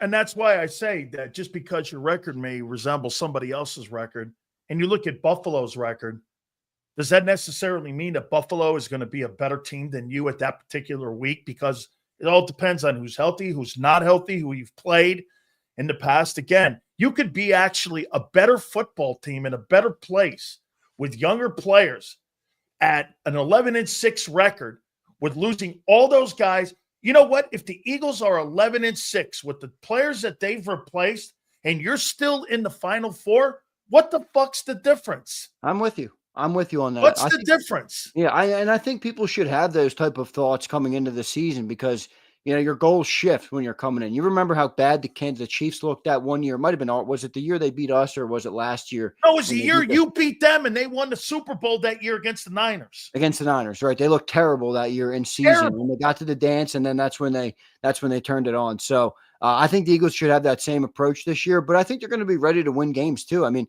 they're still a great team. Their offense is still great. I don't think the 4 holes on defense are as big of a deal as you keep telling me they are, regardless of how many times you and John will tell me. I think the team's ready to win. I picked 13-4 this morning, and we did the exercise if you had to go up or down one win, and I went down to 12-5. So I think 13-4 is pretty reasonable, though. All right, let's take a look at it. And let me give you where I was on it here, too, because I want to make sure that I stay to my guns on this thing here. And again, like I said, I think this is margin of error. Okay, I think you have to look at it in the proper context. That what was your record prediction? I was doing a million things during the 11-6. 11-6 isn't bad at all. It's not bad Well, at all. It's one, like I said, it's within the 2-game margin of error that we talk about. Yeah, you and J Mac both had 11-6. Okay, I didn't know that John had that. Okay, here's what I got here, and I want to do it again here. So let's go to the Philadelphia Eagles. I'll tell you this: I don't understand the Bills. The Bills were in the AFC title game, and now I know it's the AFC East that's going to pretty much really slant that schedule that way, but holy shit, man. Then they play, so get this, they play the AFC East and the NFC South. Yeah. I mean, I know you want Josh Allen in the postseason, dude, but really? I mean, are we going to go there like that? I mean, let's make this thing a little bit more competitive, in my opinion here. All right. I agree. So here we go. So this is where I'm at here, and you tell me if you agree or disagree here. So I got the opener. I just don't see Dallas. Dallas, to me, is going to be better later. They're not going to be better early because they don't even know who the hell they are right now. So I think that's a handy victory. So they go 1-0. How do you see that? Was that how you see that? Yeah, I do. I don't think the Cowboys will be ready to compete in that game. Remember, the Cowboys have a lot of moving parts this year. You know, I think they're going to be a good team, but week 1 is not a good environment for them in Philly with the banner drop, with the crowd, with the raucous crowd. I just don't see that at all. I think the Eagles will handle business pretty easily there. But I will add this caveat. All division games have a weird personality, always. All right. Even you'll have a weird game with the Giants, possibly. Like, you got to take that into a factor. And then I look at, you know, week 2 Chiefs, week 3 Rams, week 4 Bucks. You could look at that and say, boy, they did give you a tough first 4 weeks. I know everybody feels good about the Cowboys. I do too, about beating them. But a division game into the only team that's been better than the Eagles in the last 3 years is the Kansas City Chiefs, into the only team that almost knocked us out of the playoffs last year in the Rams, and in the team that has had our number for the better part of 3 years in the Tampa Bay Bucks. So it's definitely a tough start for sure with the first 4. 3-1 in the first 4. In Kansas City, I have Kansas City winning that football game. I think they get the justice. That's not going to determine whether or not Kansas City ends up making it. I think they got a tough putt this year. I think they're going to be an 11-win team. And again, I just don't look at the AFC as being that tough this year. I think you've got great quarterbacks on that side of the aisle, but I don't think you have great rosters on the AFC. So that's why when folks are saying Kansas City will take a step back, well, who actually in the AFC is taking steps up? Chargers? Who else? I think the Chargers have a chance to be better this year. I'm sorry. I'm having a hard time buying Herbert. I know he's talented. I'm having a hard time buying him when you need him to win, in the playoffs and stuff like that. But I think that's the environment around him. I saw somebody, and on that point about the AFC quarterbacks, I saw somebody talking about, Patrick Mahomes' Super Bowls aren't going to age well because he beat Brock Purdy. He beat Jalen Hurts, obviously, in one. Who's the third quarterback he beat? He lost to Brady. He beat, like you said, Purdy. He beat Purdy, Hurts, and who? Why am I blanking on this third name? Who did he win that game against? Jimmy Garoppolo. No, Goff. It was Goff. Was it Goff? No, it was Jimmy Garoppolo. Jimmy G. It was Jimmy G. Yeah, so people were like, someone was saying, like, the Super Bowls aren't going to age well because of those quarterbacks. And I'm like, well, dude, he had to go through Allen and Burrow every year to get there. It's because all the quarterbacks are on his side. I know, man. So I don't think I can hold that against them. No, it's still, but I do see that. He did lose to arguably one of the best quarterbacks in football in Jalen Hurts, but I digress. Okay. Yeah, okay. So here, I got Kansas City winning that football game. Yeah, Week 3, I got the Eagles beating the Rams. You're going to have to prove to me you're a tough guy. All right, I'm fair. I'm liking that. I switched that. So the only loss I had in the first, in those first 4 was the Rams. I think that Rams team is pretty good, and I think they want to get us back after that playoff game. But I'm good with the way you put it. They got to prove to me they can play tough man football. Yeah, I agree with that. They got some dudes, but let's see what those dudes can do. Right. I want to see you in a fist fight. Yeah, let me watch you in a fist fight here. So, by the way, we'll read all the supers. Hit the like button, guys. Thank you guys so much here, man. I love doing this. It's a lot of fun. I got the Bucs winning this game down in Tampa, September 28th. I think it'll be a nail biter. I think Bulls will bring pressure. Again, it's not because the offense is. I just don't know right now on September 28th what your Swiss cheese defense is going to look like. So I'm picking the Tampa Bay Buccaneers, and right there, that you guys go to what is it now? 2-2 for you. 2-2. I got them winning the Bucs. I got them beating the Bucs. Kind of like last year. Every time there is something is getting Jalen. Every time. Whether it's throwing here, whatever the case might be, he seems to exercise the demon. So I think this is the year he walks into Tampa in September and wins that football game with a massive day in the air. By the way, he's 0-3 in Tampa too. No, he's not. He's 1-4. 1-4 in Tampa. He beat Tampa in the 23 season. Oh, that's right. I forgot that. Regular season. And then they lost the playoff game because he fumbled Ruski into the end zone and got a safety. That was awful. Right. And Brady knocked the shit out. But that was his rookie year. I don't really look at it like that with that rookie year like that because that's Brady you're going against too. Come on now. I find it hard to believe that Bo Nix is gonna roll into Lincoln Financial and win that ball game, man. I just don't see that. I think I like Denver's defense a lot, but I don't think they have the offensive. I'm an Alabama guy, bro. I'm not picking Bo Nix. All right, until that guy holds a trophy. You still see him in Auburn colors. That's all I say. I don't even remember that he went to Oregon. He's an Auburn quarterback, and he stunk it up. All right, so I ain't picking him. I'm not picking him. I got them. I got 4-1 through 5. Got 3-2 there. All right. Dude, how about the Giants? Did you hear? I think the Giants have a shot to win 4 games this year. Have you seen their schedule? It's hard. It is. It's tough. They got a tough schedule. Well, then how do you pick Jackson Dart knowing full well you may have a shot next year at Arch Manning? Are we sold on Arch Manning? Do we know anything about him yet? Okay. Who are you going to take if you had to pick like a pickup game? Are you taking Arch Manning or Jackson Dart? I don't know. Listen, I'm an SEC guy. I didn't dislike Dart. Texas is an SEC team now, Junior. Don't I'm, forget. I'm saying I watched Jackson Dart in college. He was an Ole Miss kid. He was. Remember, I told you months ago. I said he's a sleeper. He could do some things if he goes to the right situation. Now, I don't think he's in the right situation, so maybe he won't do shit. But I don't know. We'll see. We'll see. I don't know about Arch Manning yet. Let's see. I mean, he couldn't beat out Quinn Ewers. He went in the 7th round. I mean, what's going on? You know. All right. So wait now here. Guy couldn't beat out Quinn. Got to wait and see him on Jackson Dart. Got to wait and see on John Campbell too, right? Just got to wait and see. Got to wait and see on him. Hey, well, we'll be waiting. We'll be waiting a long time for Jahad Campbell. I almost forgot about Jahad Campbell. So did Eagle fans. Let's see here. So I got them winning that. That's 3-2. They're going to kick the snot out of the Giants in week 6. That's a 4-2 for Sills. Okay. 5-1 for Zay. Vikings.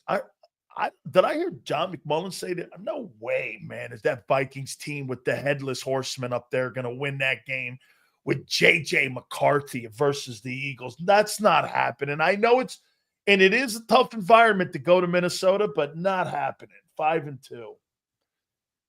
Then you get the shitty Giants in week 8 again. Good night, almighty. 7-1 into the bye.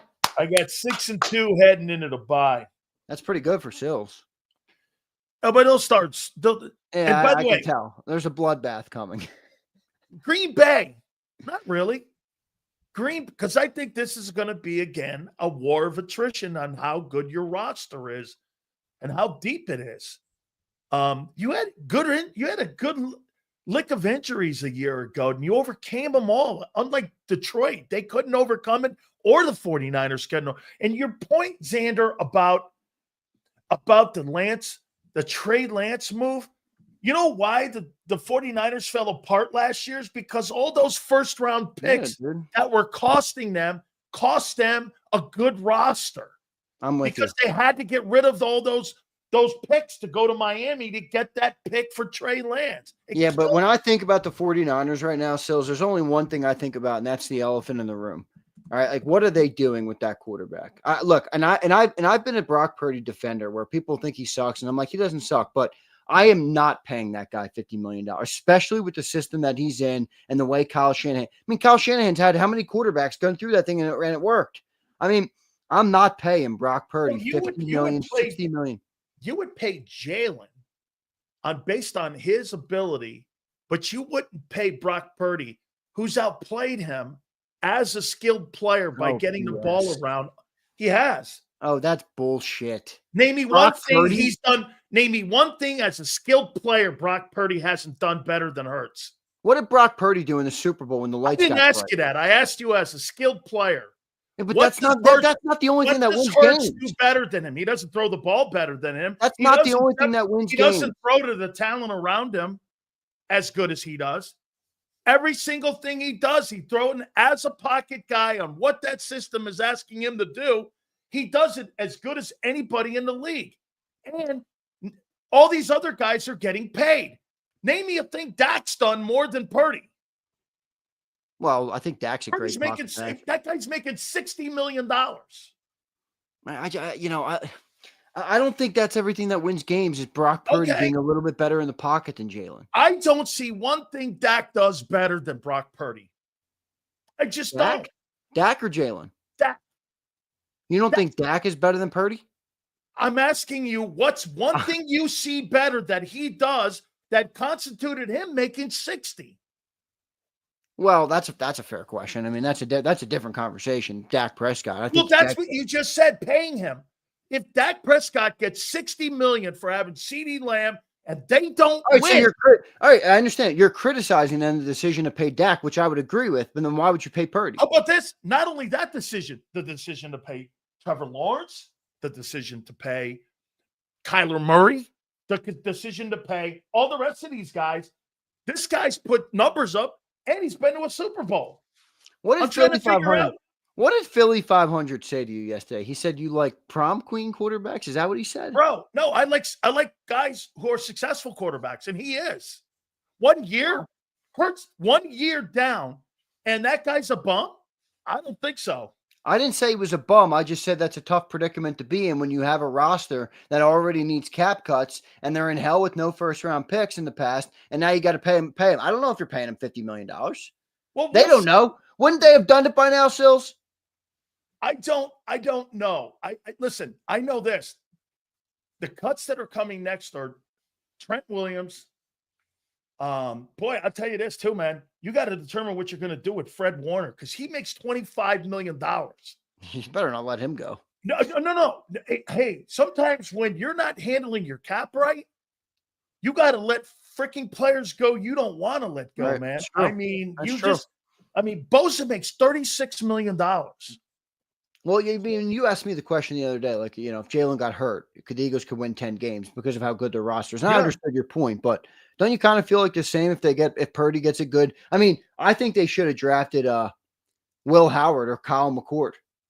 I was surprised that they didn't, but they didn't. They didn't. We picked up McCord. Yeah, I don't know. McCord would have been a good pick for them. That would have been a great pick for those guys there. Yeah, he's a pocket passer. Guy who gets the ball out quick. I'm with you on one thing, man. $60 million is a little large for me to go with Brock Purdy there, man. I'm more in the 50 room. I'm like that's going rate though. That's the problem, Like I know. I mean, because look, if you're the agent, you go, what has that guy done? I mean, I'm way more successful than that guy. You could make the argument he's the third most successful NFC quarterback in the NFL right now behind Jalen and Stafford. You couldn't name me another successful guy in the last 5 years in the NFL and the NFC. He's third. Okay, let's go here now. I think they win that game up, like I said, heading into the bye against New York. They're 6-2. This Green Bay game, man, I mean, look, I disagree with people. No way, man. The Eagles are rolling up there, man, and you're going to have to show me Green Bay. You know who's going to have to show me? Jordan Love. It's about Jordan Love for me. Everybody, before he kind of has had this experience, people talked about him with this talent. Like he was like the next coming. I'm like, all right, let's see it. And every time he gets in a big moment, he doesn't really show it. So it's Jordan Love for me. I got the Birds winning that as well. I got the Eagles losing this November 16th game to the Lions. It's a tough one. At home. I think this is going to be really a roster game too. Can I try and convince you the other way on one thing? Yeah, sure. Go ahead, man. That's a dome team, man, coming to Philly in November on Sunday Night Football in Philly. I don't know if they're ready for that. I'm sorry. That team, just like you said about the Rams, you got to show me you can beat a bully. I don't know if the Lions are built like that, man. I really don't. I think they're a great offense. They're a pretty team. They got all the aesthetic and everything. In Philly, Sunday Night Football in November, I don't like that for them, man. Playing in that North? Yeah. Where you're playing good teams and could be beat up again? That's true. They got good competition in their division. I'll tell you one thing also that I said about Philadelphia earlier. The greatest thing about the Eagles roster, even though I believe there's a ton, there's not a ton, there's holes on it. I still think that roster is built for shit weather, for domes, for anything. Because why? They don't throw the ball. And the advantage is this. They run it. They can run it in rain. They can run it in snow. They can run it in a dome. How many teams do you see that are passing finesse teams? They get out of that dome, they get rolled when they have to go and play in December games outside. It's a good point. That's the one thing, because I was kind of a push on that game because I do like the Lions. I mean, I think they're a great squad. I do have questions about the coordinators. We'll see, because I felt like Jared Goff was, really thrived in that system they had him in, and I'm not sure if they're going to be able to replicate it the same way, but it's going to be a good team. There's no way. I have no issue with you picking the Lions, but you know what? It's a great argument you have, but I'm going to stick to it, and I'm going to go 8-3 with this with the Lions winning this game. I think this game here, November 23rd, I think the Cowboys win this game. Yeah, I have a win for the Cowboys. The Cowboys get better by the end of the season. I got the Cowboys. I looked at their schedule and I went through it. I got them. They're better than I thought they could be potentially. Yeah, I think their schedule. They got 9-8. Yeah, Well, I have them. I have them with 10 wins, I think. Okay. And margin of error between 3 wins there. Okay. So I got the Cowboys winning this game in Arlington. So I got them there, and that puts them that's the Cowboys. So I got that. That's 8-4 for Philly. Yeah, I had them win losing that game as well. I have them splitting with the Cowboys. So that had me at 9-2 because I have them beating the Lions and the Packers, which is 2 tough games off the bye. Now, I will say this. You know what? They've done a lot of good things in Chicago. They've improved the team, but to what end? Like, is that a football team that in that division, the NFC North, you see it? Did you see the story that came out today about Caleb Williams?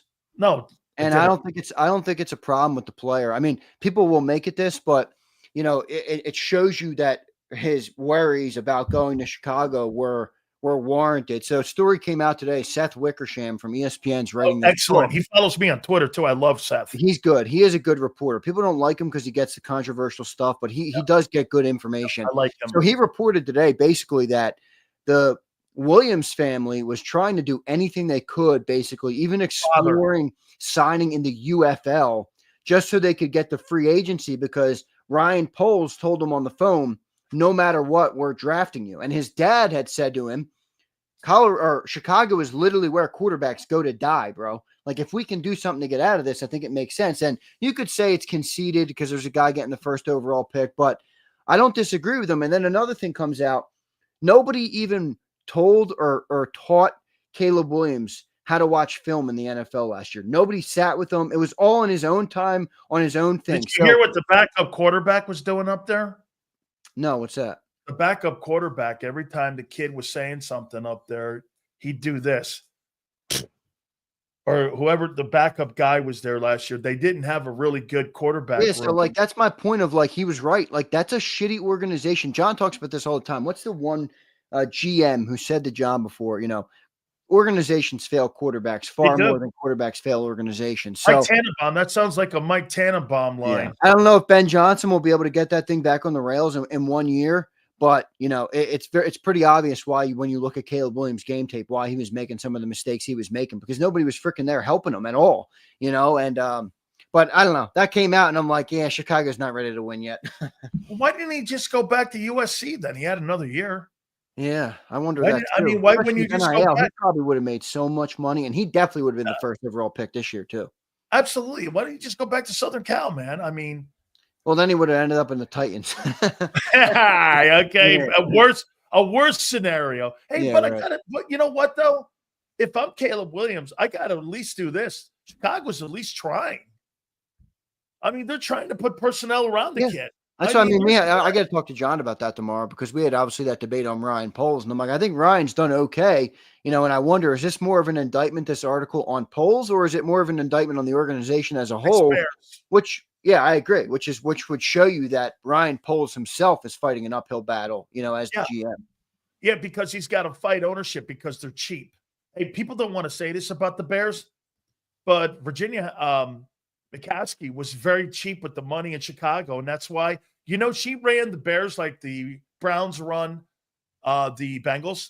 So I mean, they're very cheap in how they do this. Yeah. All right. So I think they handle business with the Bears. I don't think that's, and I think they're 9-4 with the Bears win. So I think they take care. I think this December 8th ball game with the Chargers on the road is going to be tough, but I don't know.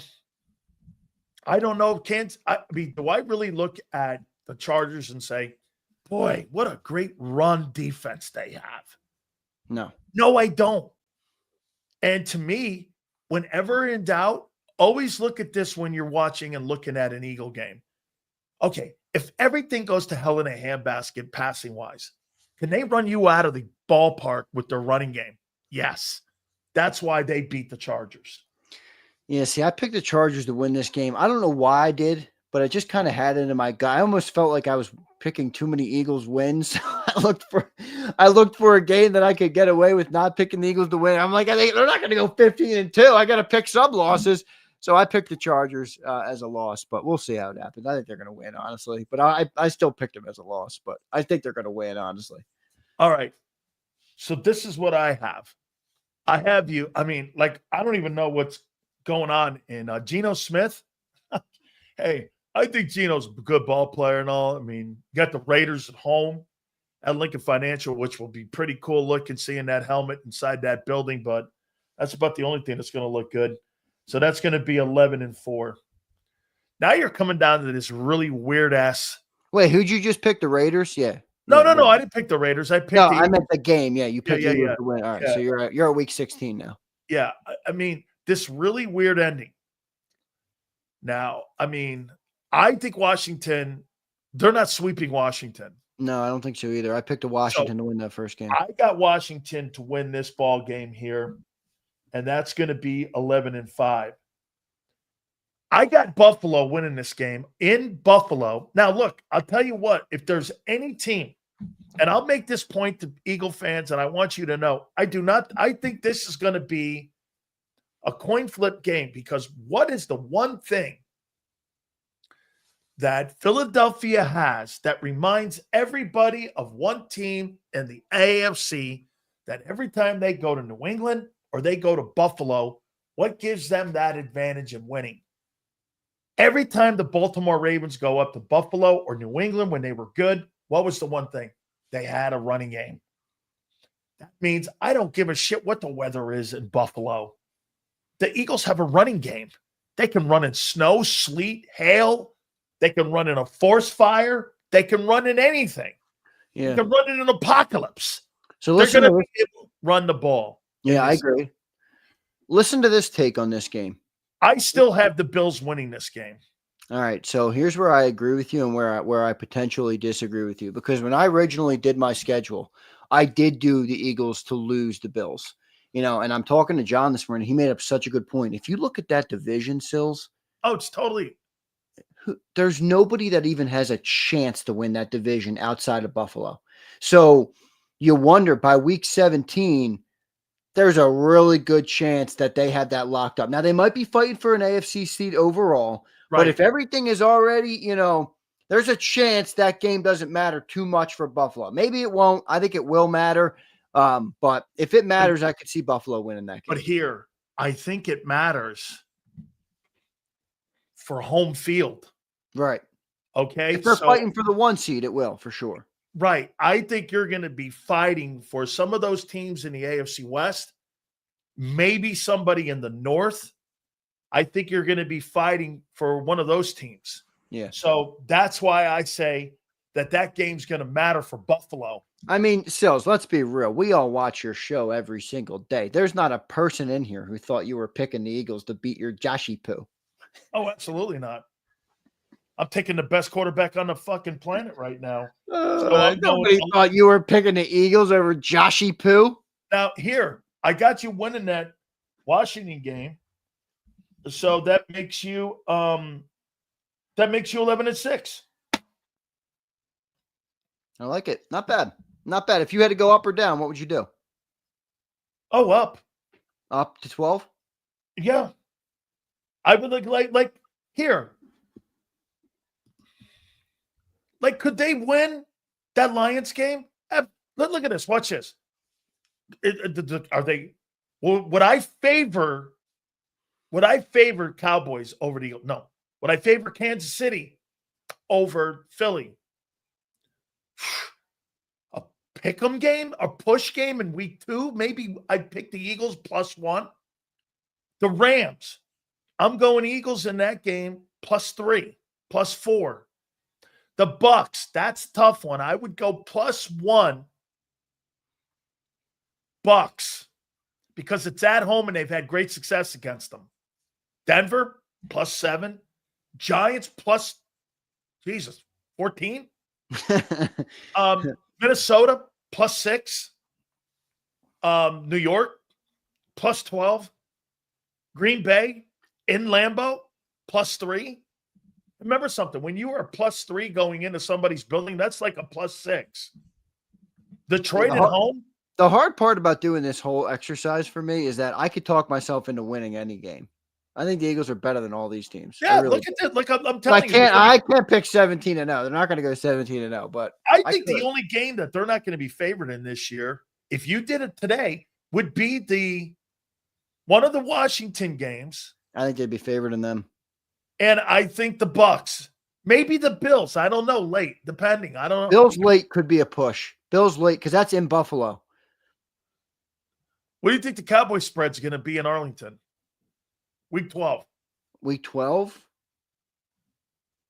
Eagles minus 3.5, probably 3.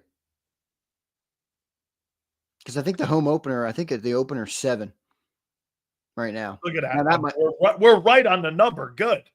Well, if it's 7 and the Birds are home, if you think the Cowboys are home, I think the Cowboys are going to probably have won a little bit more games than people think by that point.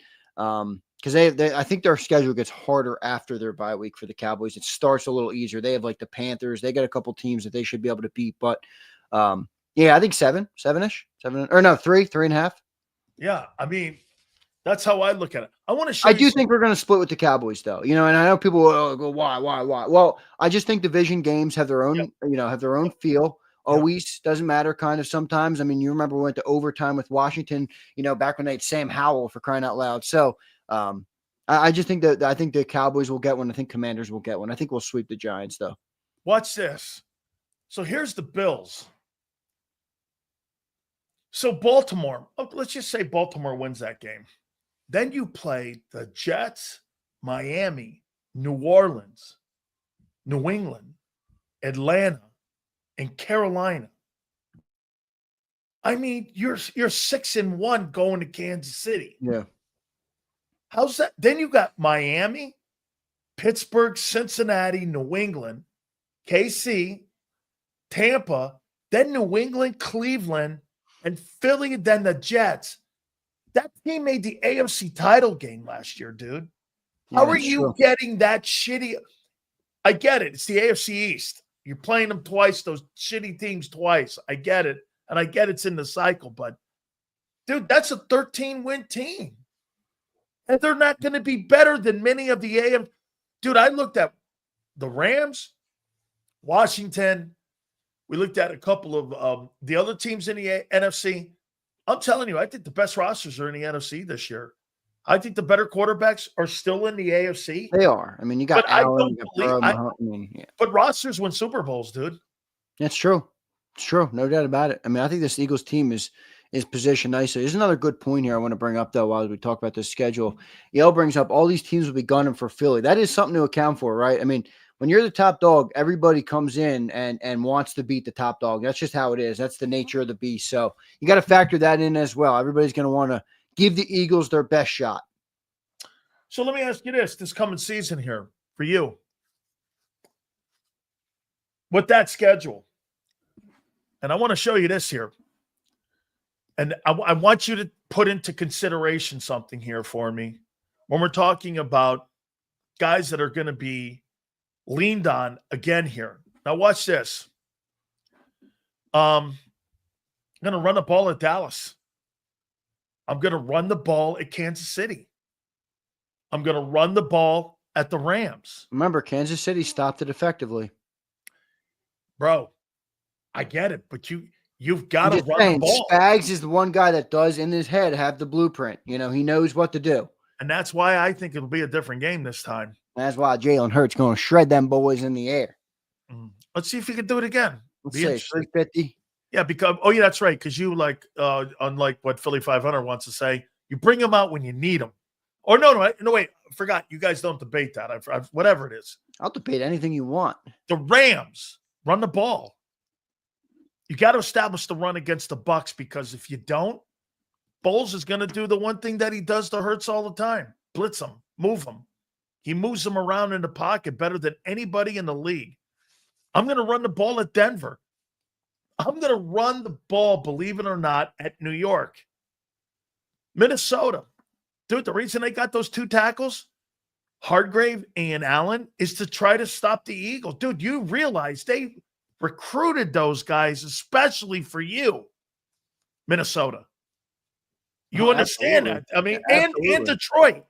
Yeah, absolutely. Okay, and Detroit. I So wonder again, how much of a surge in running backs you're going to see this year coming off of what Saquon did last year. and the the Eagles obviously, salary that Bart and Henry just signed. I know. He's 31, man. Saquon's got to be licking his chops like, lock in, man. I can get another big contract after 30, man. Which is unheard of for running backs. So that's pretty impressive right there. I'm going to run the ball at Green Bay, Dallas again, Chicago. I'm going to run the ball at the Chargers. How much of an impact do you think, again, I mean, what exactly are your expectations coming into this year with Jalen? I mean, what is his role this year? His role was defined last year. It was. And every year it's looked a little different. Every year has called on him to be a different version of a quarterback. This year, I'm looking for everything he's done in the last 3 years and kind of put it together and have a little bit more balance. I think balance will serve us better in the long run as a team and as an offense. You obviously are still going to have the weapon of Saquon, but, you have A.J. Brown and Devontae Smith. You can't let them die on the vine. You got to keep using them. You got to get them the ball. I think it's going to be a little bit more passing this year because I think it's going to call for it with defensive coordinators coming in. But I'm looking at 3,400 yards passing, Sills. I'm looking at another 600 rushing, another 10 touchdowns rushing, probably 20 to 25 passing touchdowns. And I think that's it. I think that's right there. I mean, do what you got to do to win the game. But I think that's going to be enough for this team to win, man. The whole offense is coming back. I don't think you got to overcomplicate this thing because, there's narratives about you. Who cares? Fuck the narratives. No. Well, again, how about this? If he plays the same way he did a year ago, not having the same defense, what's the outcome of the Eagles? Say that again. If he has the same what? If he has the same season, and that offense has the same season it had a year ago. Including Saquon? Yeah. And okay, yeah. And what'd you say? And you lose your number one defense? And you don't have the number one defense like you had. Where are you right now? How do you see that? You probably go 11-6 and lose in the second or third round in the conference championship or the divisional. And I would say this to you in a retort positively. If you get into the divisional or you get into the conference and you got that record, even Xander, that's a win for me. Yeah. Yeah. Well, listen, Sills, where you're right is this, and fans will get mad at you because they take it as an insult on the quarterback. I have no problem with fans who get upset, but this is where you're correct. Having the 29th ranked passing offense is not something that you want. Okay. Even if that's what it was dictated last year and it worked, it's not something you approach and say, oh yeah, we're good with that. I mean, this is what makes athletes great is they're already great and they look at things that they need to do better. Michael Jordan, you think he needed to work on his game? Hell no, but he still did. Kobe Bryant, Tiger Woods, same thing, right? So this team is going to look and say, where do we get better? It is in the passing game. Now, Philly 500 brought up a good point where they weren't inefficient last year. He had 70% completion percentage. Jalen was pretty efficient. They just didn't go to that well because they pulled off after week 4. So I think you want to be a little bit more balanced this year, and you got to get up a little bit. You got to get the top 20, I'd say, passing offense. You don't want to be down at the bottom, man. I mean, you look at some of the teams they were with down at the bottom there. Some of the worst teams in football. Carolina. Yeah. I mean, you don't want to be that. You don't want to strive for that. So strive for better. If we don't need to, and you're still winning, who cares? But you still want to strive for better. Can I tell you where that reared its head last year in an ugly moment when you don't have a balanced attack? Or how about this? Because it sounds like you can't when I say that. When you don't have the philosophical or mentality to have a balanced attack, you know where it catches you? You're in games against the Jacks in Carolina, and you don't need to be like, dude, of all things, you're blowing out the Ravens. You're killing the Ravens.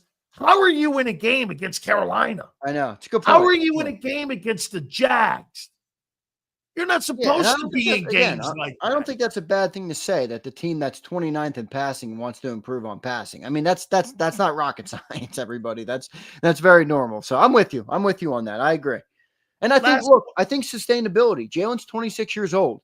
I mean, if you think you're going to win every season by handing it off, and having a great you're not. You're not going to have the best defense in football every year. You're not going to have a running back who does what Saquon Barkley did last year every year. So being more versatile will serve them best in the long term. Okay. Right now, on this day, May 15th, can you say that you have the same, less, better depth on this team right now with a tougher schedule in a week-to-week game where, you're like Alabama in the SEC or Georgia? You're playing good teams every week. You're playing competitive teams that are going to be good every week. Yeah. Do you believe that you have the roster to overcome nicks and bruises? You did it wonderfully a year ago. Guy stepped in. Man, I'll tell you what, I never saw drop-off with any of the backups last year when their role was called. Do you have that same thing, in your opinion, playing a tougher week-to-week schedule? Well, I think on paper, you're without a doubt worse. I mean, I don't think it's hard to say that and admit that. Where I'm a little bit more optimistic is that I do believe some of these guys who are going to have to step up will be able to step up better than we're anticipating. You're not wrong that it's hope, it's optimism, it's all those things. But, I think backup linebackers right now, I think Trotter's going to be better than people think. I even think Smile Munden has a chance to unseat Trotter because he's a much more polished player coming into the league. Now, we'll see about that. I'm high on Moro Ojomo. I don't think Milton Williams is as irreplaceable as you do. I think Moro Ojomo will be pretty good there. Now, the question would be, how good is the guy behind him? What's Ty Robinson can do? I think he could be a pleasant surprise. What does Thomas Booker can do? I'm not a big fan of Thomas Booker, but, the edge rushers are interesting because you did lose Sweat, and you're really hoping that Jalix Hunt is better. But that's a big hope, and a lot of fans feel good about him, and I'm good with that. I feel pretty good about him too, but that's a big if. That's a really big if, Let me ask you this combination question. Do you feel better with Milton Williams and Moro Ojomo, or do you feel better with Moro Ojomo and Ty Robinson? Milton Williams and Moro Ojomo was better. I mean, you had more experience there. You had, there was a lot of things obviously there. So Jalix is still what you have now. You have Ty now, excuse me, not Jalix. Ty's unproven, obviously, he's a rookie player. And then you have Ojomo, who was really good. And Sills, he didn't play nothing. He played 400 snaps last year. That's pretty decent. So that's a good sample size. I feel like Ojomo is going to be all right. Most of them in nickel, the first and second down. Yeah, that's correct. 100%. Almost all of them in nickel. Yeah, I think 320 out of 420 were in nickel. So, yeah, right. Most of them in nickel, 100%. And he's going to be asked to play first and second down this year, which he was not put in. And by the way, Vic didn't put him in. Maybe they put Robinson in there. I was going to say to you, any chance you think Ty Robinson? Yeah, I do think one thing I've learned about what Fangio will do, if he sees the best guy, no matter what it says with 1 or 10 years, he's going to put that guy in that role there. Yeah. And he's going to drop that role. See, that's what I'm looking at too. Like, watch this, Xander. Speaking of Ty Robinson, the Eagles just signed his rookie deal, so he's officially done. Okay. Slay and Isaiah Rodgers or Keely Ringo and Adoree Jackson. How do you feel about it? Yeah, it's not close. See, that's what I'm talking about. I agree. Guys, you're looking at, I look at groupings because a unit is a group, and it can't just be, we have Carter, we have you've got to look at what really won for you. You had versatility all over the freaking board last year, dude. You're right. I mean, you're right. All over the place. And they were guys. Look, one thing Vic did that is no doubt that wasn't obvious. That kid can do that. This kid can't do that. So let's put him over here and do this. And he really figured out the jigsaw puzzle. He's going to be asked to do that again. I think this year is going to be tougher for him to do that than it was a year ago, because I think there's more unknowns on what kind of groupings he has with players. He doesn't know what Moro Ojomo and Ty Robinson look like. Okay? He had some game film on Booker prior to going into last year and Milton. He kind of knew what he had with that group, and he went with the better kid. You know what I'm talking? No, I hear you. I mean, do you is there any guys in your head, and I know you like to joke about this, but I mean it from a serious note, like, is there any players on the team right now that haven't proven it yet that you feel like have a good chance to be like from what you've seen, from what you've heard, from their measurable anything, any You want me players to there tell you that who I you think think have a has the good chance? biggest impact that you drafted this year? I think that kid from Georgia, that linebacker, is going to be your starting linebacker your opening week. I could see it. I could see it 100%. That kid was really good at Georgia, man. Man, I'll tell you what, you put a game film on him, watch him Yeah. play, bro. That dude Yeah. scraped sideline. You know what he kind of looks like? He looks like a little bigger version of Nakobe Dean. Yeah, I kind of agree with that. It's kind of ironic because him and Nakobe Dean are buddies, and you can almost look at him and be like, that's your replacement, Nakobe, Bro, unfortunately. I think that guy. Let's get to some of these supers because we have Merrill Reese coming up. Yeah, let's do it. Appreciate everybody, by the way. I hope everybody's having a great Thursday here. Hollywood Hogan says, Sills and Xander trying to rehab at a hotel and traveling every other week. We'll add toll on the team. Ask the 49ers on traveling. Great show, guys. Yeah, but Hogan, here's what I feel all right about. You're right, by the way. You're 100% right. But the NFL put up a graphic of how many miles each team. I saw that. The Eagles are not much. They're bottom 10. It's like 15,000 miles. The top one's like 38,000. Hey, Xander, how do you not get a back-to-back home game near the World Series? I know. That's crazy. But I mean, how do you – now, wait a minute. Let me ask you this. So let me look at that buy. Here it is, by the way. Let me just see if I can show this real quick. So you can see that this is the graphic. Let me turn off my. Yeah, I saw that. Blurring a little bit. But so 37,000 miles for the Chargers. All right. That's how far they have to travel. The Eagles are 15,000. The Cowboys are 19,000. The Rams are 35,000. So the San Francisco, Hogan, to your point, 28,000 miles. So I hear you, but you're not going as far. The travel's not as intensive when you're in the East. That's right. See this here, like Yale says, is tri-state. Exactly, I mean, look, when you're going Washington, New York, yeah, and when you're in LA or Dallas, exactly, you're in LA or San Fran, you're moving, you're going so Seattle, far. Yeah, Arizona. You're right. You're not in your home bed. I agree with you, Hogan. Yeah. I mean, but still, I mean, you're an hour away. You know what I mean? If you're like an hour and 60 minutes away from New York. If you're Philly, right? Hour 80, right, 2 hours? 2 hours, 2.5, yeah. 2.5 hours to get up there, right? Yeah, 2 hours. Depend. I mean, the traffic getting into the city. Yeah, 95. So that adds a bunch to it. Kokorski, what's up, brother? He says this team might be a top 20 defense in September, but come December could be top 10. I think that's a pretty good take. Now, here's what I'm saying, Kyle. I don't think it's going to be the meltdown of 23, but I do not believe you're going to. I think this is going to be a slower grow this year than it was a year ago. But that doesn't mean you're going to be bad. I'm not saying you're bad. No, I agree. What's this new one? Leon says, who's your arch rival, Jason Cole or Mike M? I have neither. I don't Leon says, who gets the top four seeds in the NFC? Bucks will win the South. Eagles will win the East. Lions will win the North. Rams will win the West. That's my top four right there. Okay. Eagles, Rams, Lions, Bucks. Well, that sounds right.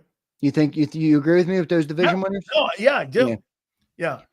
I got Detroit in there. Do you put Detroit in there? Detroit won the North. Yeah, I have Detroit winning the North. Yeah. All right, that's all of them. Appreciate everybody.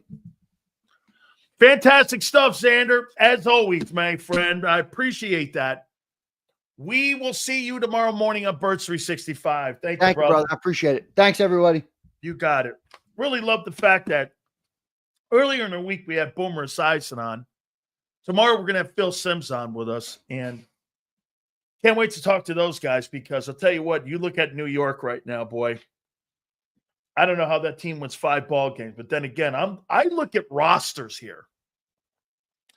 This is how I look at teams. Now, I wonder when I look at, before I get Merrill Reese up here, let me take a look at this. Oh, he hates, wait, it's home, so it's Lincoln Financial, so that's his friendly confines. I wonder what the booth looks like at Arrowhead. Arrowhead was made back in the early 70s, so I'm sure the bathrooms are far away. The Rams place, SoFi, I don't know. He's been in that building, but I don't know how that thing looks. Raymond James. I wonder if Merrill looks at the stadiums he's got to go to and broadcast from. More so than he goes, I don't know anything here on May 15th, what we're going to do. But I didn't really get Merrill Reese on today to talk schedule. I got him on to talk PGA Championship and the Trust Championships at the Cricket Club. And I want to know what kind of course that thing is. So let's bring the golden voice of the Philadelphia Eagles on with us. That is the legendary Merrill Reese. How you doing, Merrill? Right, Dan. How are you? And Rory is -3. Hey, Qual Hollow, man. That's a pretty tough golf course. One of the top courses around. It's a hitter's course. You got to be long on that one then, huh? Long. The number one shot is your tee-ball. What'd you make of the tournament last week in Philly? What'd you make of that tournament? Great tournament. Got a great reception. Unfortunately, I went out there on Friday when all it did was rain sideways and I sloshed through the mud. Came showered for 45 minutes just to thaw out, but it was a great tournament. It really was.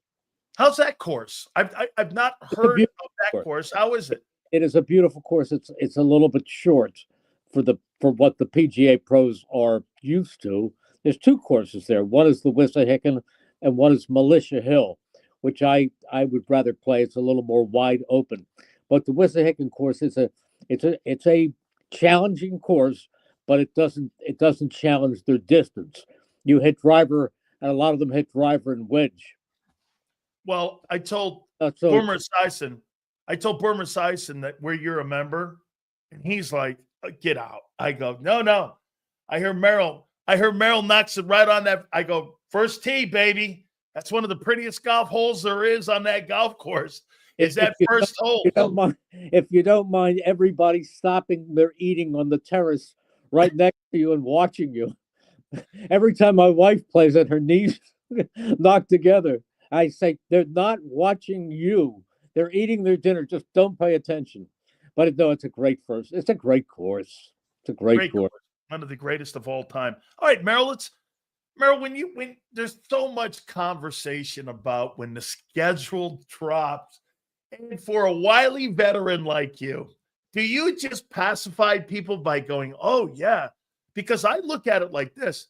It's not the fact that you're playing because you really don't know what you're going to see right now, May 15th. However, what you do know is this. I look at organizations. You're playing some pretty good organizations in the opening month of the season. And this is what Kansas City, good organization, good quarterback. The Rams, good organization. The Bucs, good organization. I mean, you know you're going to be playing really good and prepared football teams. That's how I look at it. How do you look at something like this when you see it? I've changed my outlook. I've changed drastically because I thought the Eagles were not doing it right. They don't do a lot of hitting or tackling to the ground in the preseason. They virtually play no regulars during the 3 preseason games, not even a series here or a season there or a series there. And then they go into the season. Now, last year, they were lucky to win against the Packers in Brazil. Then they came back and lost a game to the Falcons. And then they went and they beat a Saints team that was hot for a couple of weeks. And the Eagles beat them. And then the Eagles played pathetically against Tampa Bay. They were so bad there. It was like the Bucs were running against air. It was just awful. Then they took the bye. And you know what? They came back and just kept getting better and better and better and finished with a 14-3 record. Now, we were all thinking that Dan Campbell, who is a fine coach and does a great job, that he did it the right way. They have tough training camps, and they played their regulars during the preseason games. What happened? They get into the playoffs, and by the time they met Washington in the divisional round, they had 18 players on injured reserve. The Eagles, conversely, went into the playoffs with all 22 starters. Now, there's some luck involved in that, but there's also philosophy involved in that. And I think that what the Eagles are doing is right based on the fact that their health is not just a coincidence. They weren't beaten up. They did it gradually and they did the right things.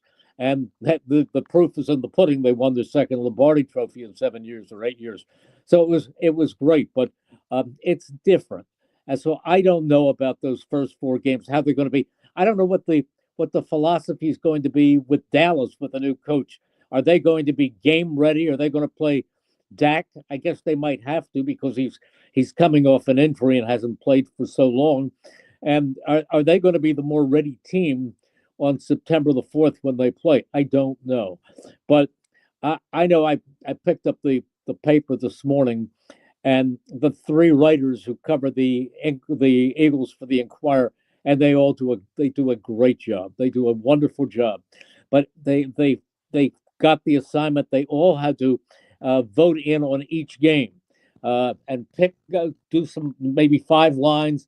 Yeah, look out for the defense here. It's going to be tough here, and it's going to be. And I picked the Eagles here, and I picked this team here, and I picked this team. It's a waste of time. I don't even read. It's a waste of time, because you don't know who you're playing in December. You don't know who. By that I mean you know who you're playing. You don't know who's playing for each of those teams. Injuries make such a big difference in this game. I say to people when they say, how are they? Looks like the Eagles are going to be right back in this thing again next year. Well, I think they will enter the season. They will enter the season as the best team in the National Football League on paper. But they were 14-3 last year. You get the wrong 3 people hurt at the wrong time of the season, and they could just as quickly be 9-8. You don't know. So it's a waste of time to start picking games in May. It doesn't make any sense. And to that point, I have always said the war of attrition will always supersede the September roster. Yes. What I mean by that is, like, look at a year ago, and I get people giving me hell when I say this. Do you know how important Isaiah Rodgers and Fred Johnson and guys like Orrin Burks, and how important those men were, that you had no drop-off when you had injuries? Milton Williams, Josh Sweat, they're not here. See, and here's where I'm going with this. I mean, a lot of turnover on that side of the ball. Does it concern you because of what you just said? This is not the same team, Merrill, that February 9th. Not. They're really not.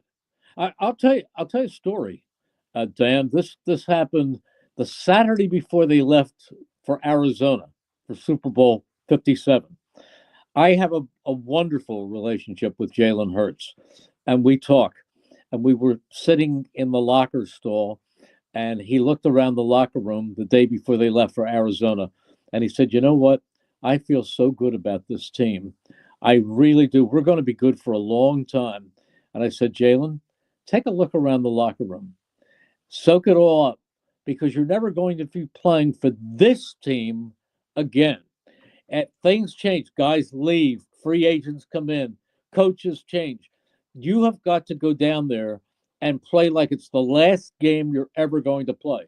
Because I go back to the first Super Bowl that I did, which was technically in 1981 with the Eagles and the Oakland Raiders in New Orleans.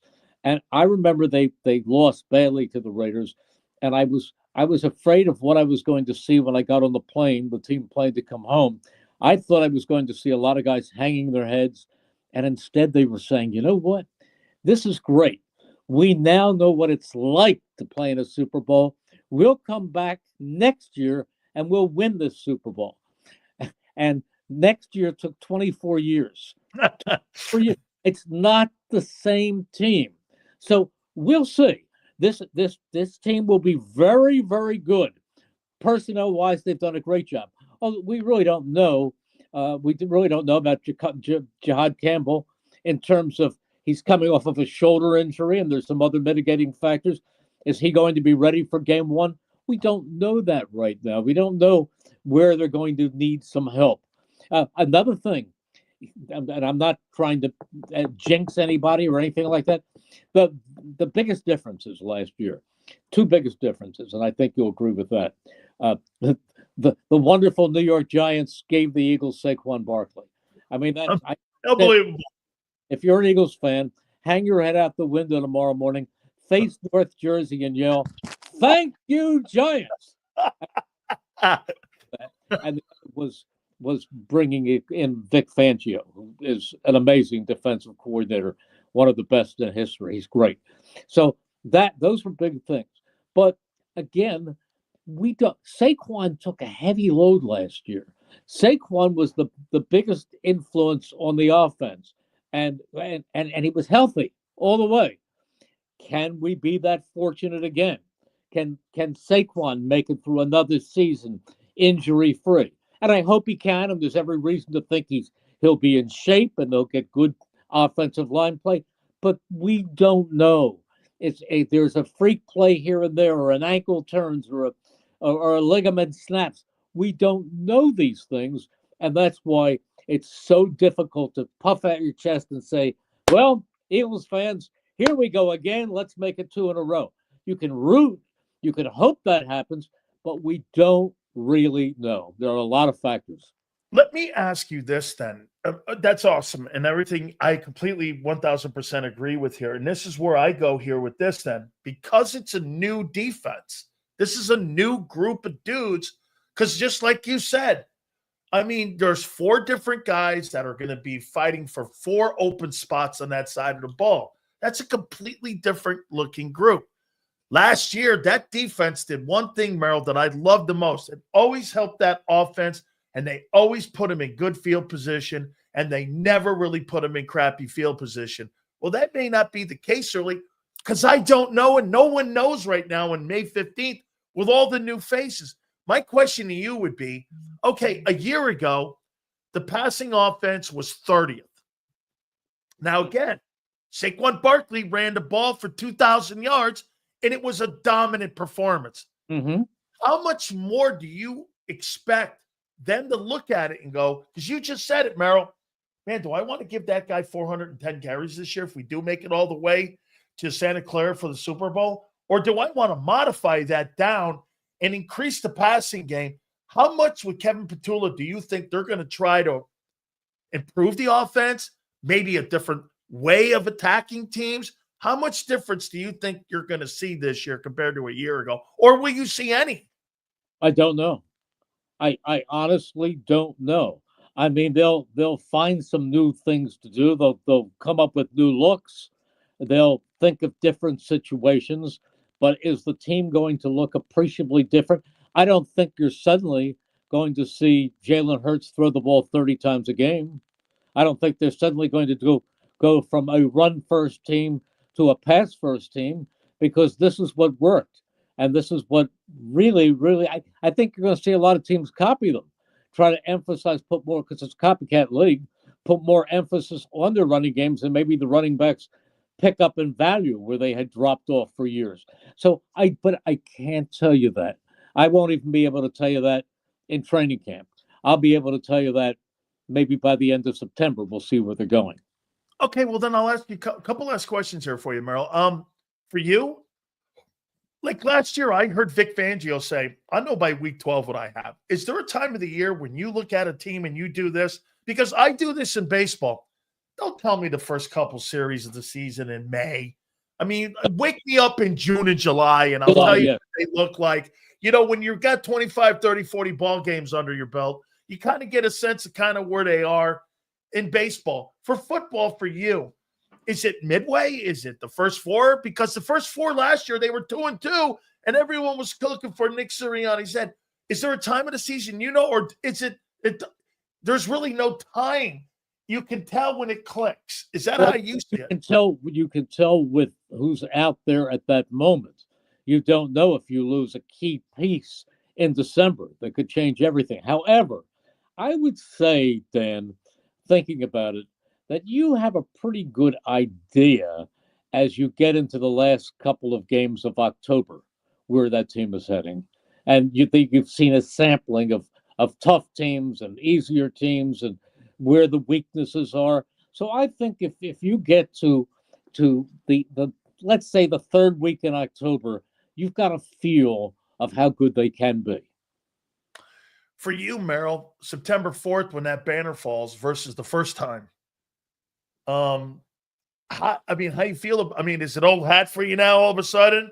I No. mean, there was about 30 years in the middle there where you're waiting for this thing to happen for you. And like, I'm wondering for you how that feels rolling into that opener. And of all things, the Dallas Cowboys that you get to drop that banner on the Cowboys and Jerry. Just for you, what's that going to be like? Well, I'll tell you this: I'll be as nervous as I've ever been, which is every week. I'm nervous before a preseason game because you've got 90 guys on a roster, and you've got a whole column in your notebook of things to talk with Mike Quick about in the fourth quarter when the guys in the field are only known to their mothers. I mean, there's a lot of preparation that goes in there. But I am nervous. This is only my 49th year.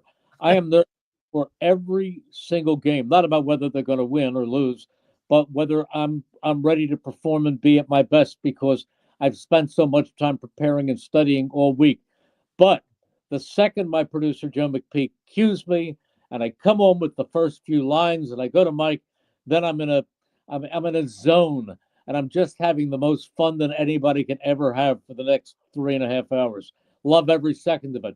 But there are pregame jitters involved. Probably, this is going to sound crazy to you, probably the easiest game you'll do all season, if you are that lucky, is the Super Bowl because you know these teams so thoroughly. You know everything about them. You've seen the team that you're facing at least 10 times during the season in primetime games.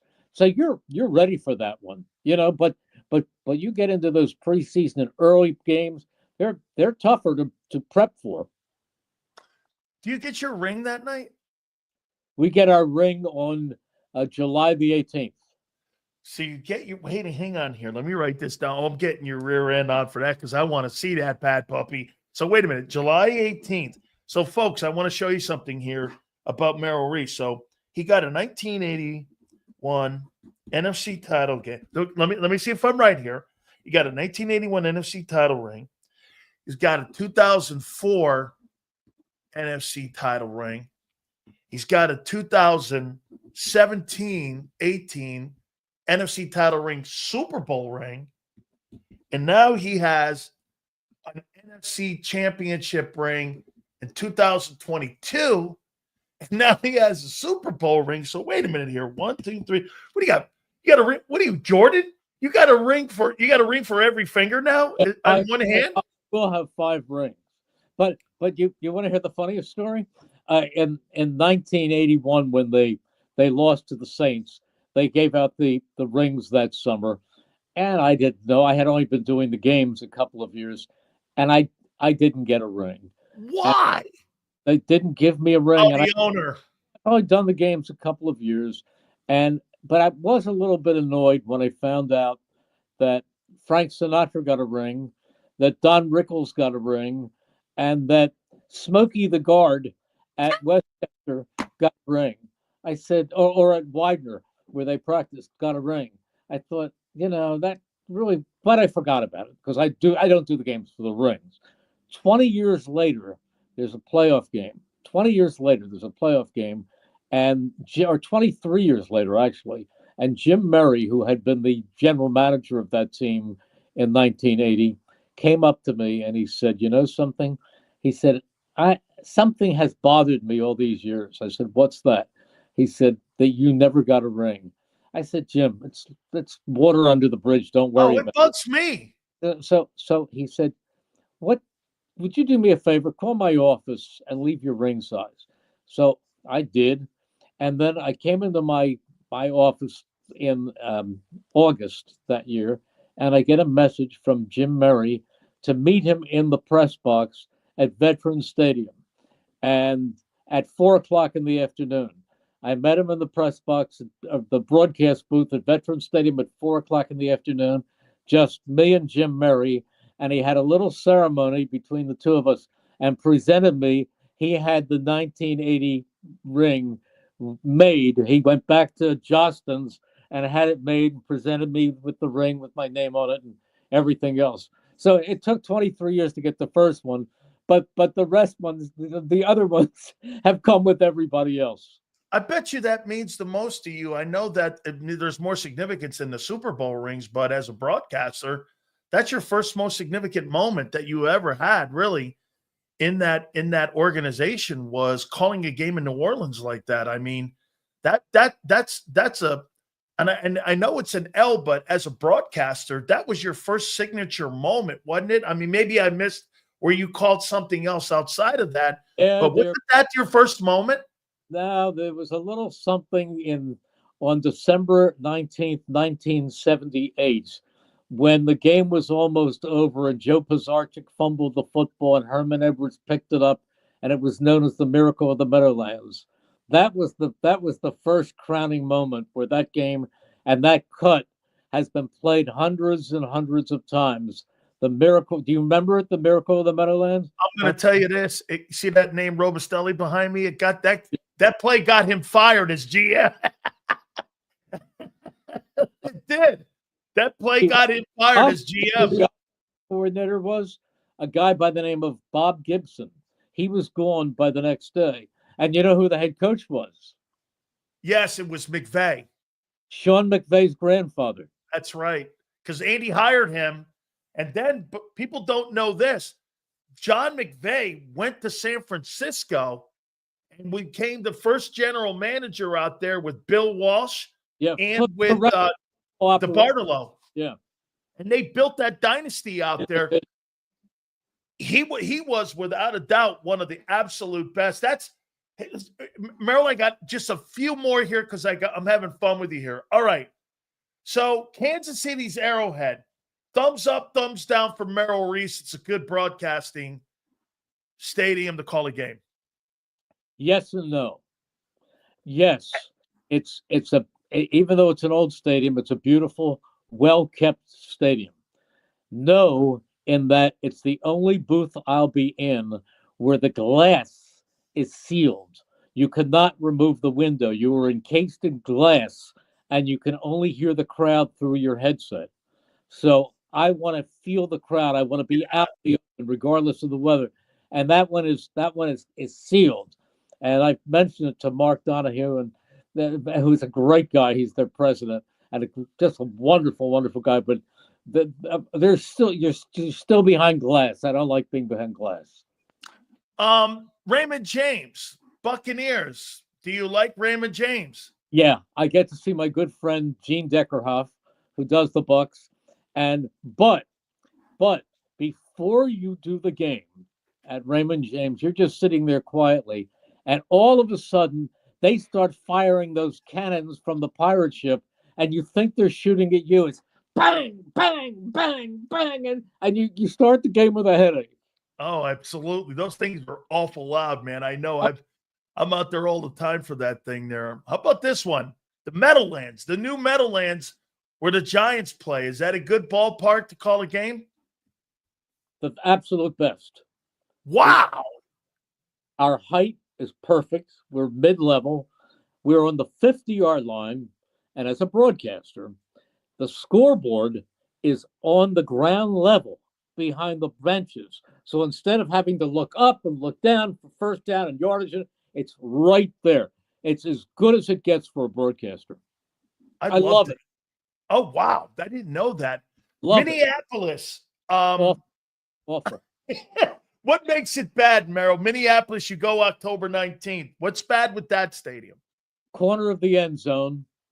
And for the whole level of the broadcast level, there's one seat men's room. Otherwise, you got to go down to another level.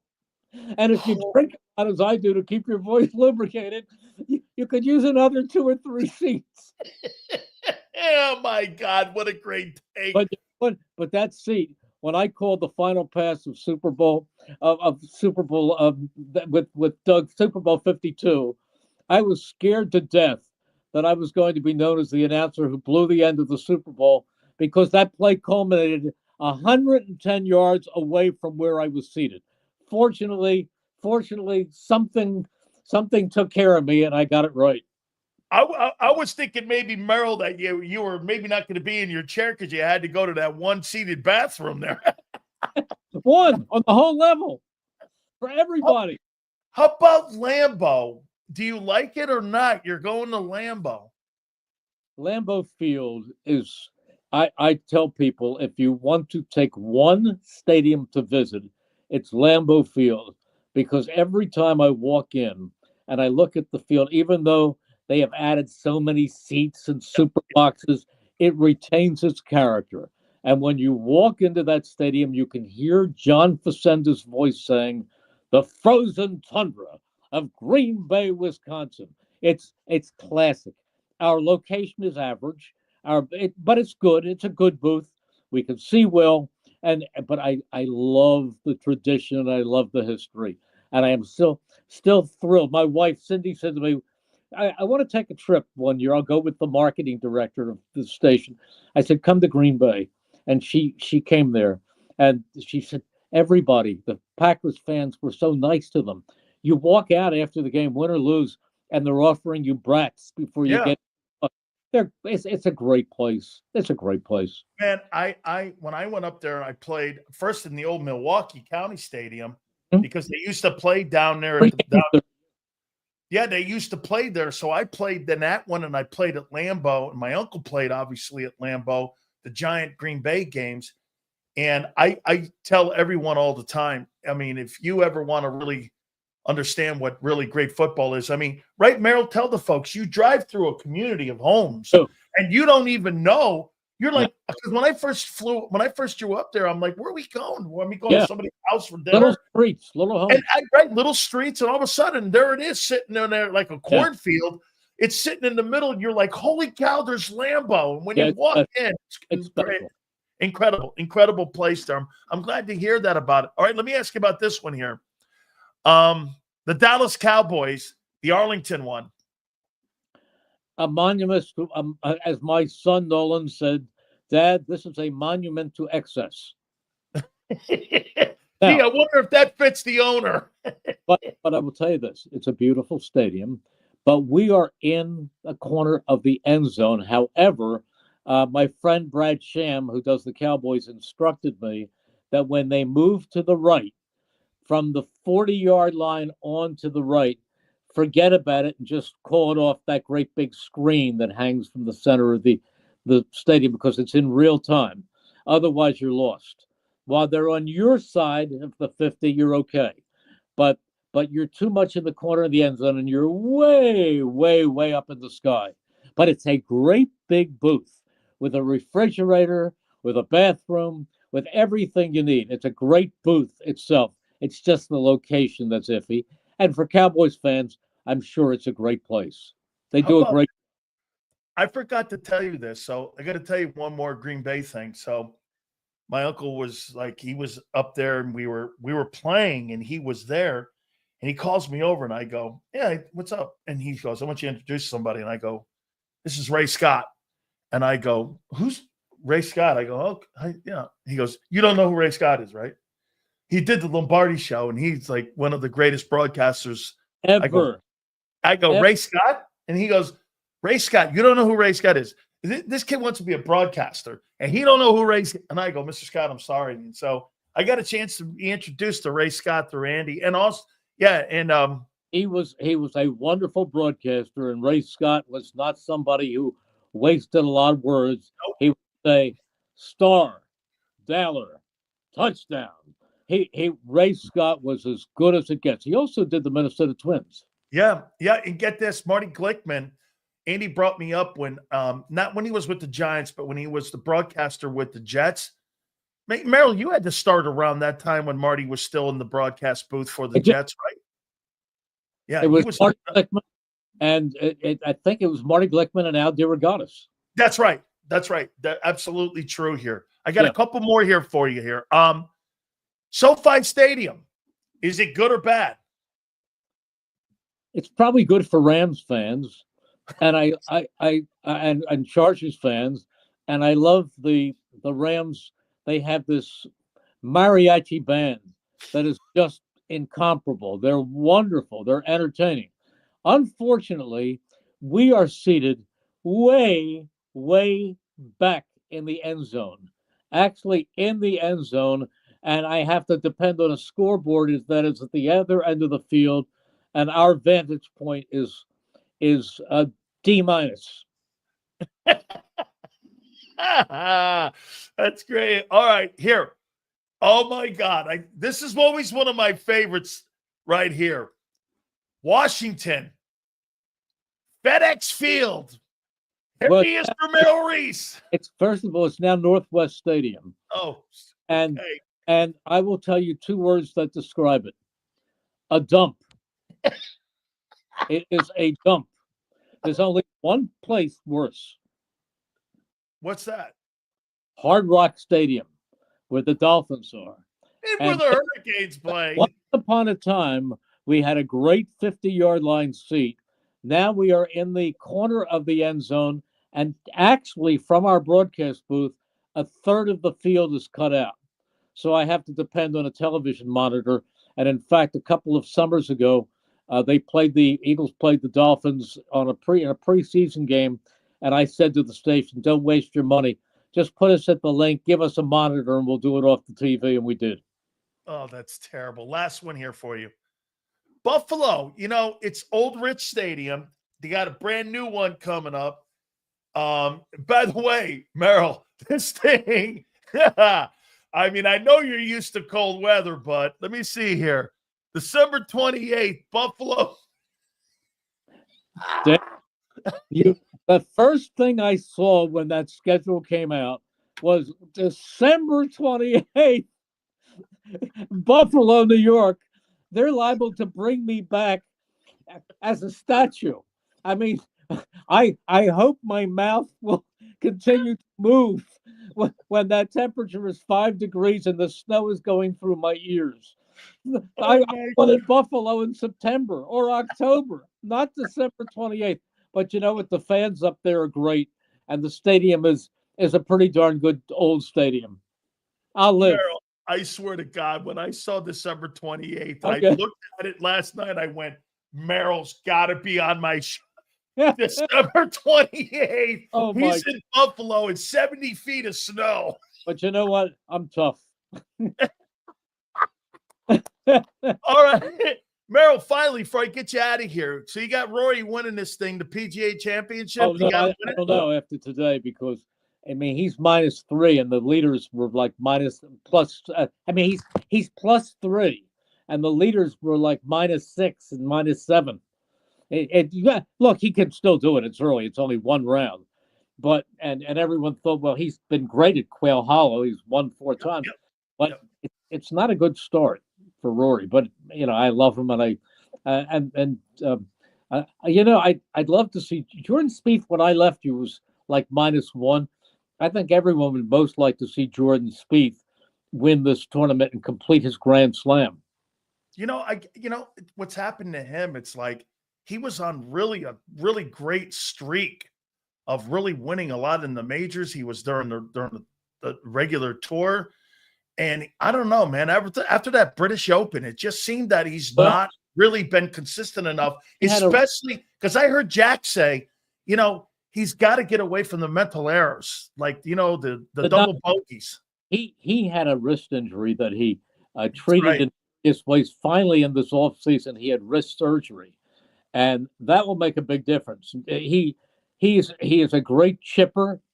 He's a very, very good putter, long-range putter. He's not one of the biggest hitters in the game, but he still can drive it over 300 yards. They all can. So don't discount Jordan Spieth. I got to tell you this. So when I was with the Cowboys, oh my God, it just who's the guy that was the guy who started Colonial? Byron Nelson. So I'm in Dallas. They take me over because I'd love to play golf. Nelson, or was it Hogan? I'm going to tell you. So Byron Nelson is there, and all of a sudden Ben Hogan walks out, and there's Byron Nelson and Ben Hogan. Yeah, because I believe they're both Texas guys, if I'm not mistaken. Yeah. And I think if I'm not mistaken, I think Ben is actually a Dallas-Fort Worth guy. Mm-hmm. So I got a chance to meet those guys back in the day over at where Is Colonial Hogan's or is that Byron Nelson's? I think Hogan was a member of Colonial for a long. Okay. But Yeah. there was a great book once written called The Triumvirate about Byron Nelson, Ben Hogan, and Sam Snead, Yep. all born within a month of each other. Wow. They dominated, obviously, until Palmer came. It was West Virginia. Absolutely. Those three guys. Merrill, PGA week, we got calendar dropping of the schedule. And I love you saying, stop it. Don't start picking games. What are you, stupid? It's great. Not yet. Merrill, thank you so much for all your time, man. It's always fun talking with you. I really appreciate you so much. And thank you. Bye-bye. You got it. That is my friend, Merrill Reese. We really appreciate him always doing that for us. Absolutely. Man, he hates FedEx Field. He can't stand FedEx Field, man. He just can't. I love it.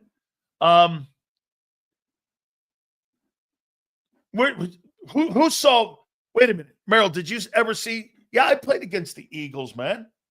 We played against the Eagles. If I'm not mistaken, 87, you guys came down. 87 or 88. I think you came down to Tampa and we played. Am I right? Anybody who's a historian in here? I think you guys came down in 88 to the old Sombrero. It was old Tampa Stadium. Am I right when I say that? Because I played against the Eagles when I was with the Cowboys, but that was with Coach Landry. Or I was active. And I played against Philly in 1988 when I remember the Bucks or something like that. Because I remember Jerome came down because Brooksville and all the people in Brooksville came down. And am I right when I say that? That sound about right? I'll show you a card. I'll pull one of those cards out. I got a Topps card. See here. Hey, Dano, brother. God bless you guys, my friend. Thank you so much, Ken. I know you've been with us a long time. I was at the game, 41-14. But he got picked 5 times. My big here is that. Oh, okay. Oh, Wayne, that's right. That's right. I took it from the sidelines. I think, hey, if I'm not mistaken, I think Tom McEwen was still alive. I think Tom McEwen was still alive for that ball game because Tom had a lot to do. Yeah, I'm in that game. I posted some pictures of old Tampa Stadium. My aunt was down for my very first game. It was against Walter Payton and the Bears. And I just posted that prior to the show of playing. We were playing the Bears. That was my first game. I told you guys the story already. I'm not going to go back over it again, but yeah. So, Sills, have to give you props. Listening to Merrill describe each stadium's experience as an announcer was so interesting and fun. Thank you, Sills, for doing a great job. I wanted to know because let me tell you something. When you're not in a good environment and you're broadcasting and you have no idea, like my wife is going to start working on because I'm doing that radio show in Tampa and I'm starting next week. And we got to put a little more silence in the building here. So, because we're going to be doing radio. So we've got to kind of proof it up a little bit more here. And I think it's the floors that we got to kind of do. So again, not every place is conducive to broadcasting. Okay. Yeah, no, that's a great picture, brother. Okay. Where's the link? Hey man, I'll tell you what, I'll let you guys know and I'll give you guys the hotline number, or not the hotline number, but the call-in number prior to next Monday. We're starting 10 to noon in Tampa. And it's on a 50,000 watt station. We're looking forward to it. It's already been There's a article already in one of the trades that came out today that we're back on in radio again. First time in 4 years. We'll be talking. What about Stevie barking? I don't know. May have to figure that one out. Maybe you have to put him in the garage. No, we don't do that. We're not going to do that. Okay. Listening to Sills all day. Holy Madonna. Don't tell my wife that. My wife would tell you, forget about it. Hey, forget about it. All right, guys. Hey, don't forget our good friends at Morgan & Morgan, the number one injury law firm in America, with over $30 billion recovered for clients across the country just like you. What makes them special? They win. That's why Morgan & Morgan is number one. They win. Family in Pennsylvania, I told you.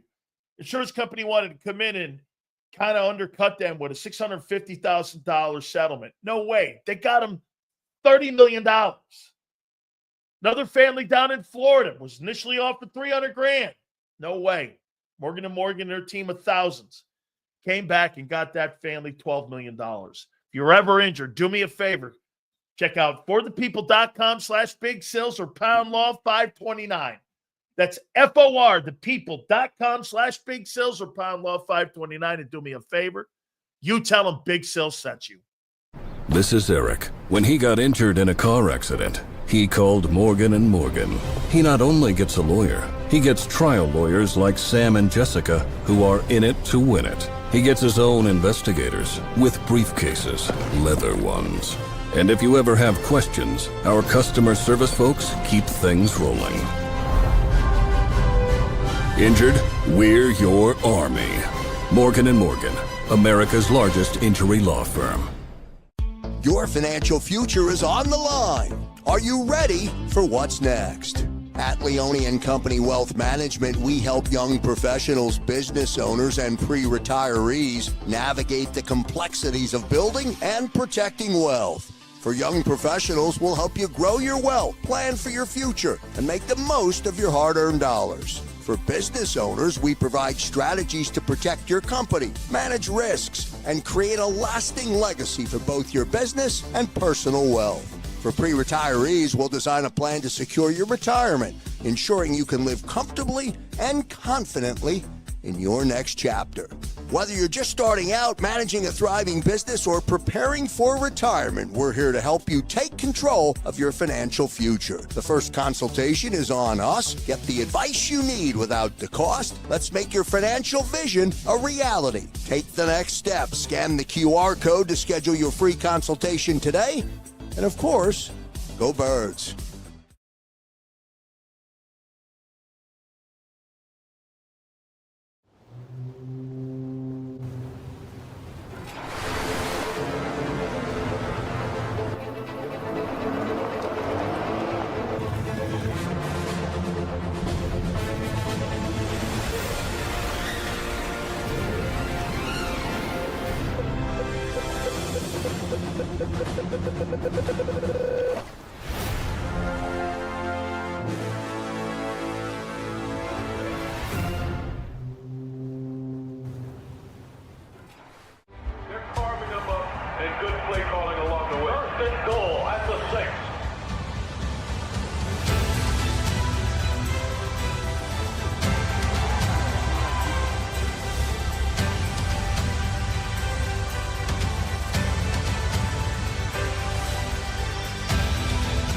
Field of life, First Trust Bank is there for you. Champions on three. 1, 2, 3. Because Philadelphia dreams deserve a Philadelphia bank. In our hometown, we all look out for each other. We step up to keep our communities going strong. And at Independence Blue Cross, we're here to keep you going strong as the #1 health insurer in the region. No IBX is always looking out for you. EAGLES, Eagles.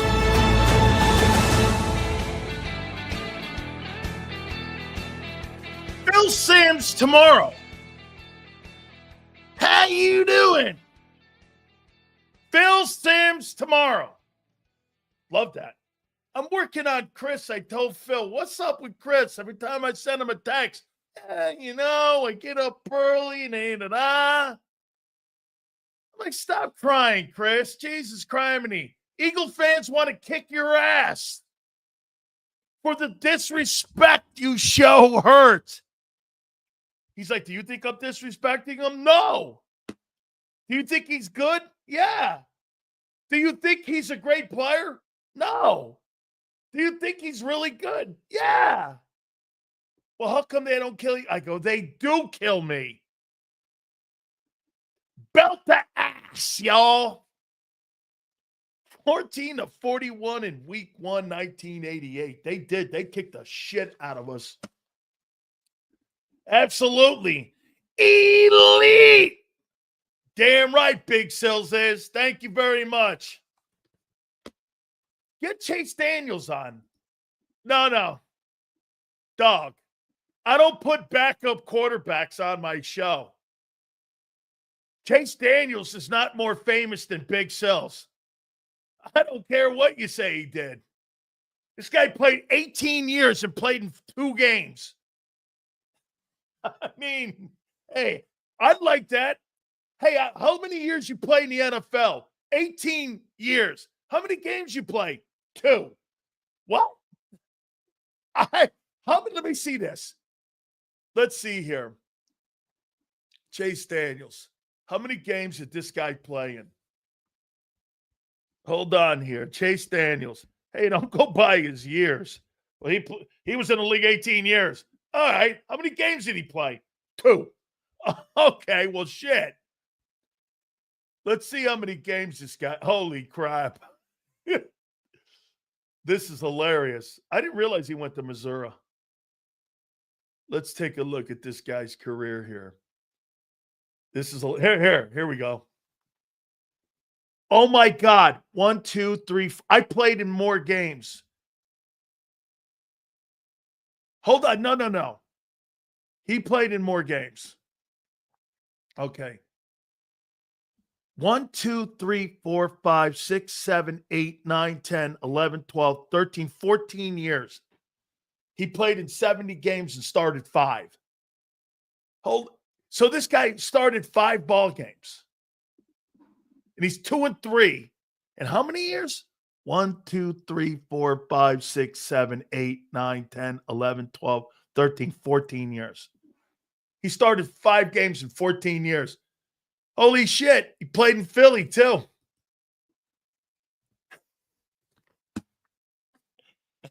What are his stats? Senor wants to know Chase Daniels' stats. All right. 14 years. He attempted 273 passes and completed 186. Hey, he's got a higher completion percentage than Jalen Hurts. Whoa! Maybe we will get him on. This guy's got a higher completion percentage than Jalen Hurts. 1,746 passing yards in 14 years. Huh. All right. 9 touchdowns and 7 picks. All right. You want me to get that on? Oh, Jesus. Holy shit, the show's going to hell. Hey, Sills, Chase Daniels is coming on. Oh, dude, what kind of record do you have? Oh, he's 2-3 in 14 years. Oh, okay. What's the date? Hey, man. Unbelievable. Right? Like, nah, I don't think so, Joe. We don't put Chase. Chase played 2 games. That's not going to happen. By the way, I want to show you guys something. With the schedule coming out, guys, hit the like button, please. Here are the quarterbacks that I'm going to be really looking forward to watching this year. Okay?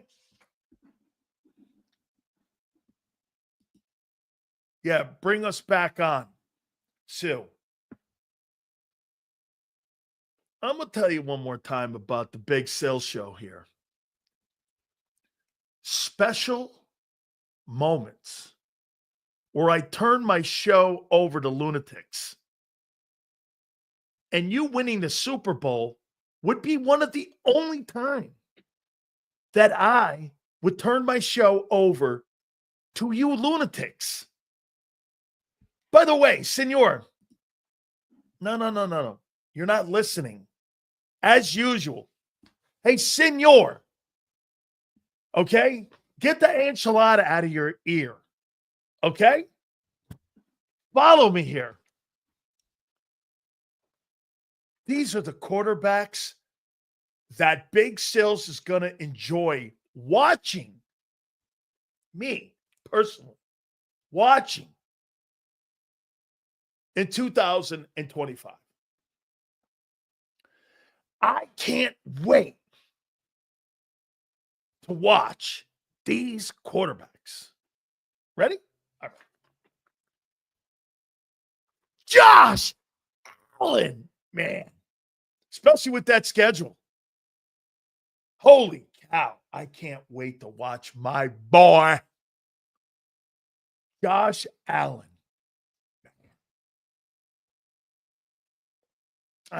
Oh, a prediction that came true in 2024. MVP, Josh Allen.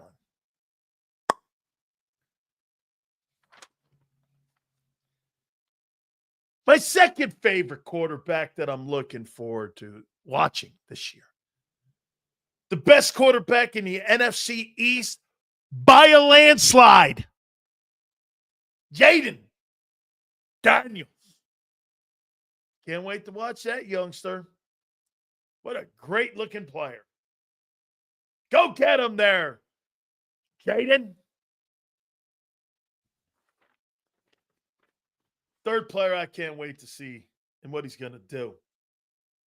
These are Big Sill's favorite quarterbacks in watching from afar. Lamar. I couldn't have been more wrong about this guy, all kidding aside. I couldn't have been more wrong. I could not believe this guy threw for $4,000. Something Herz will never do. Ever. Never throw for 40 TDs. There's a better chance Jalen Hurts leads the league in rushing touchdowns. What did Jalen Hurts finish last year in rushing touchdowns? Let me take a look at that. Rushing touchdowns. 2024 rushing touchdown leaders.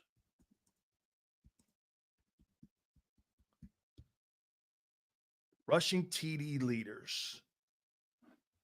Let's see. TDs. Here we go. TDs. Holy cow. Jalen Hurts was tied for 5th. He was just 2 off the lead. Man, that's what I'm talking about. This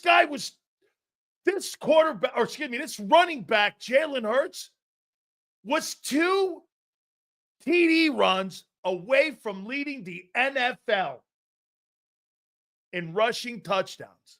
That's incredible. Utterly incredible. Now let's take a look at that in passing touchdowns. Let's see here. TD passing touchdowns. There's TDs. Damn, 3 guys threw for 41, and one of them was Lamar, and the other was Baker Mayfield. That's insane. Let's see. Jalen Hurts was tied for 20th with 18. Shit, this guy had, holy cow, he was tied for 20th. Hey, man.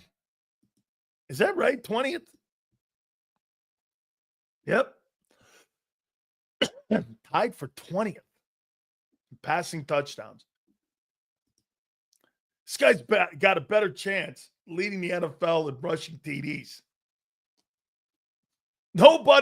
Hey, let me say this to you. Do you think Joe Burrow's got a chance to lead the NFL in rushing touchdowns? No. Mayfield, no. Lamar. Let me see how many. I don't think so. Golf, no. Allen, no. Daniels, no. Stafford, no. Caleb, no. Here's my fourth. I can't wait to see what Mahomes does this year. He is going to be on a crusade to get back to the Super Bowl. You imagine if they go back to another one, that would be 4 in a row. And if they could win three of 4, if they can get it done,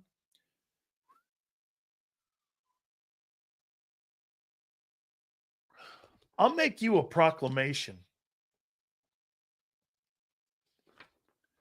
If Jalen Hurts gets back to the Super Bowl this year, he will be a Hall of Famer. And if he leads them, he'll be a Hall of Famer. Never happened. Here's my 5th favorite quarterback. Joe Burrow. I don't care what his hairstyle is. I love that. Number 6, I'm going to be interested to see if Justin Herbert continues to improve under Jim Harbaugh. He did a year ago. I'm going to be interested to see if they continue that growth. Herbert, Marcus Hayes' favorite quarterback. Come, it's not Hertz. Number 7, I can't wait to see what Dak does, good or bad. I want to see what Dak Prescott does. Number 8, Caleb Williams. I want to see if that kid can. How about this? Do we not agree? Is Caleb Williams good or is he not good? Right? Oh, by the way, Justin Herbert makes more money than Hertz. By a lot. Number 9. I only had really 8 in here. Who else would I want to see this year? CJ Stroud. 3 years in a row, this guy takes the Texans to the playoffs.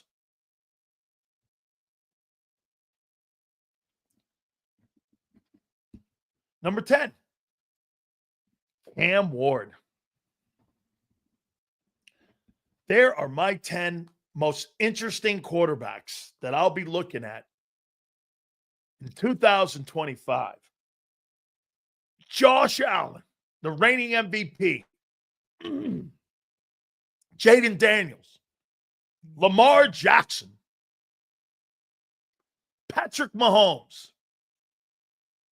Joe Burrow, Justin Herbert, Dak Prescott, Caleb Williams, CJ Stroud,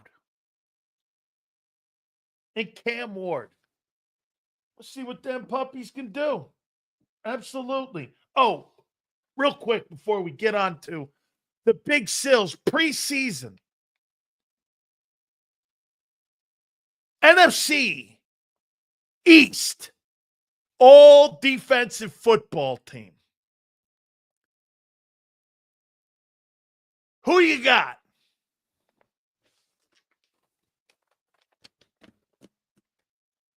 Who you got? Then we're going to do a Barkley and Hertz. So let me go here. Let's see here. Here we go. Here are my all NFC East preseason football team. I love making those teams. I made a boatload of them. Here we go. Edge rushers from the Dallas Cowboys. Micah Parsons. Number 2, from the New York Giants, Brian Burns. Your interior defensive tackles on big sills. All NFC East preseason football. At defensive tackle, the preeminent tackle in the East and in the NFL, Dexter Lawrence, New York Football Gigantes. The other defensive tackle from the Philadelphia Eagles, Jalen Carter, Philadelphia. Linebackers, inside backers, from the Washington Commanders, Bobby Wagner. The other inside linebacker, Zach Bond, Philadelphia Eagles. Safeties, Javon Holland, New York Football Giants.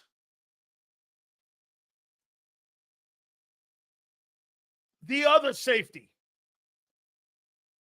Reed Blankenship, Philadelphia Eagles.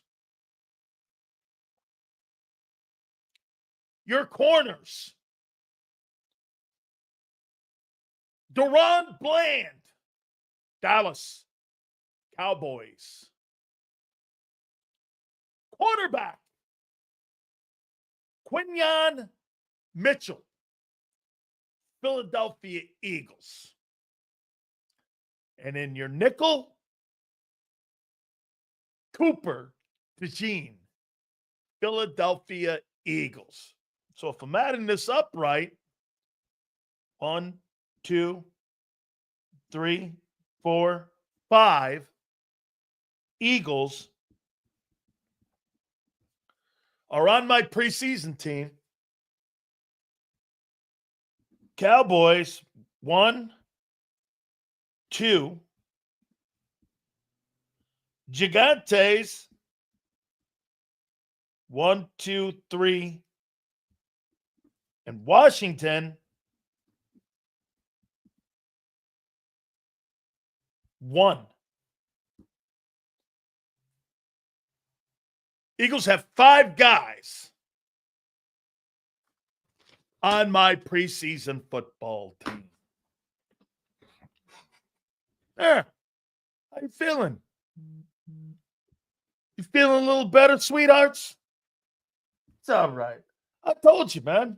It is all good. Oh, before we get into this topic here, I'd save this bad puppy for the end, too. Herz and Barkley. And we're going to go over the schedule again here for a second here, so indulge me here. Great to see the best running back in the last 15 years, maybe 20 years, Derrick Henry, getting rewarded. You want to hear something crazy great? If Derrick Henry goes for 1,300 yards this season, he'll be 9th on the all-time list for rushing yards in pro football history. Barkley's 90th right now. 90th. And at 30, he rushed for 1921. Hey, done. At 31, he just got almost a guaranteed contract because 25 of the 30 is fully guaranteed. Only $5 million is not fully guaranteed of the $30 million that Derrick Henry just got. I mean, that's a reward. And get this, any team in the National Football League, not the Eagles because they got their guy in Saquon, any team in the NFL could have had this guy. How do you think 1,900 yards would have went in Dallas? Maybe Dak doesn't get hurt. Maybe Dak wasn't playing like shit prior to his injury if you had Derrick Henry, who lives in Dallas, running the ball for you. Even the Giants. Why wouldn't you sign Derrick Henry? It blows my mind. You could have got him for $7 million. If I am now in the NFL and I'm building a team and I'm watching Philadelphia and I'm watching Detroit and I'm watching Baltimore and I'm watching teams run people over, I'm going back to a power game. You know why? What is the one thing that, look at this, guys, you tell me one thing that helps the Eagles going into this year. I was going to go right into my topic. What is the one thing this year that gives you the chance to get back in the Final Four teams? Leon asked me that question, and I'll answer it, Leon, here in a minute. What's the one guy that helps you get back in that conversation? And I'm going to make a point with even the Eagle losses. What's the one thing that they have that so few teams don't have? They have exactly what Mr. International and Sue just said. You got Barkley. Why is that significant? Guys, it even affected the Eagles that you lose so much personnel on defensive sides of the football. This league is all about putting the best offensive guys in the building. You guys go against teams like, look at Philly. If Philly brings their defense back with Barkley, you're going to win the freaking Super Bowl again, probably handily. Do we not agree? If you had brought everybody back, you probably win the Super Bowl handily. Bro, I don't see any team after the way that they were playing. Would you not agree? They got better and better and better and better and better and better and better and better every freaking week. By the time they got to the NFC title game, they were running teams over. They were going to continue to get better, barring any injuries. But what happened? Well, new year in the NFL. Eagles, like every team in the league, got to have offensive personnel in this league. It's an offensive league. Every team, if they're going to sacrifice, they're going to sacrifice on the defensive side. Look at the Ravens. The Ravens have just built their defense back up again after ripping it down, after having a great defense for what, 15, 18 years? You're not going to sacrifice your offensive side, offensive league, especially if you're paying a $50 million quarterback. You got Barkley. How many teams are you going to play against this year that don't have top flight defenses? Let's just go by last year. Let me take a look at this. Let's just take a look at the defense.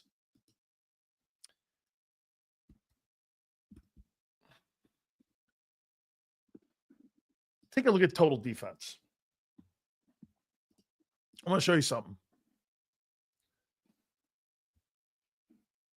I can't believe the Titans were second in total defense. Okay? I really do. I can't believe that.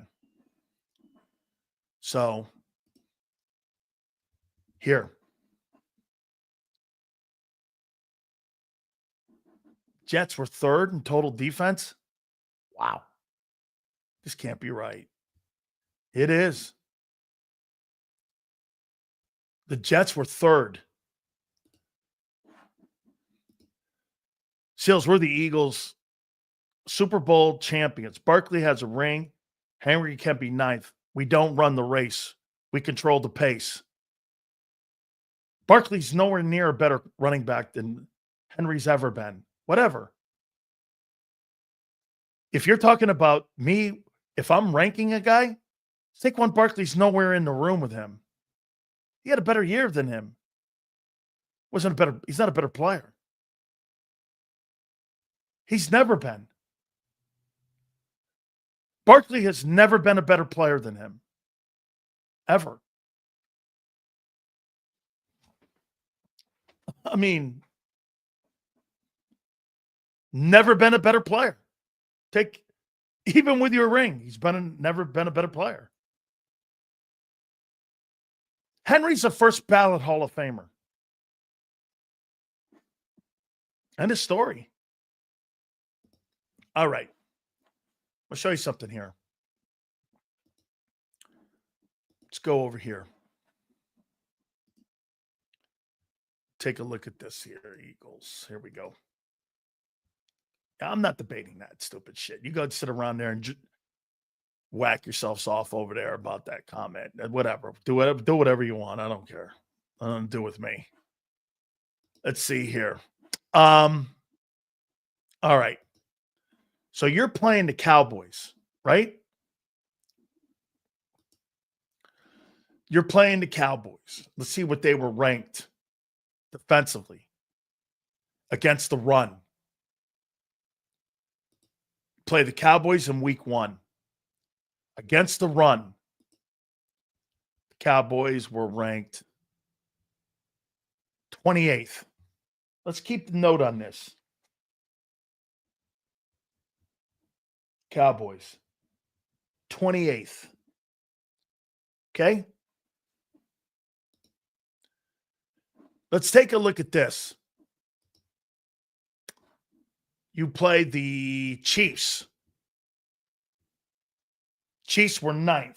It's a great number against the run. And it showed in the Super Bowl, right? They were pretty good against the run. Okay. Play the Rams. 3rd game, right? See where the Rams were. Rams are 26th.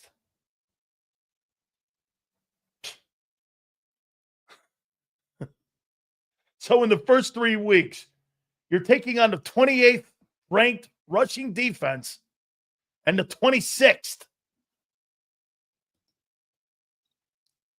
Okay. Let's see here.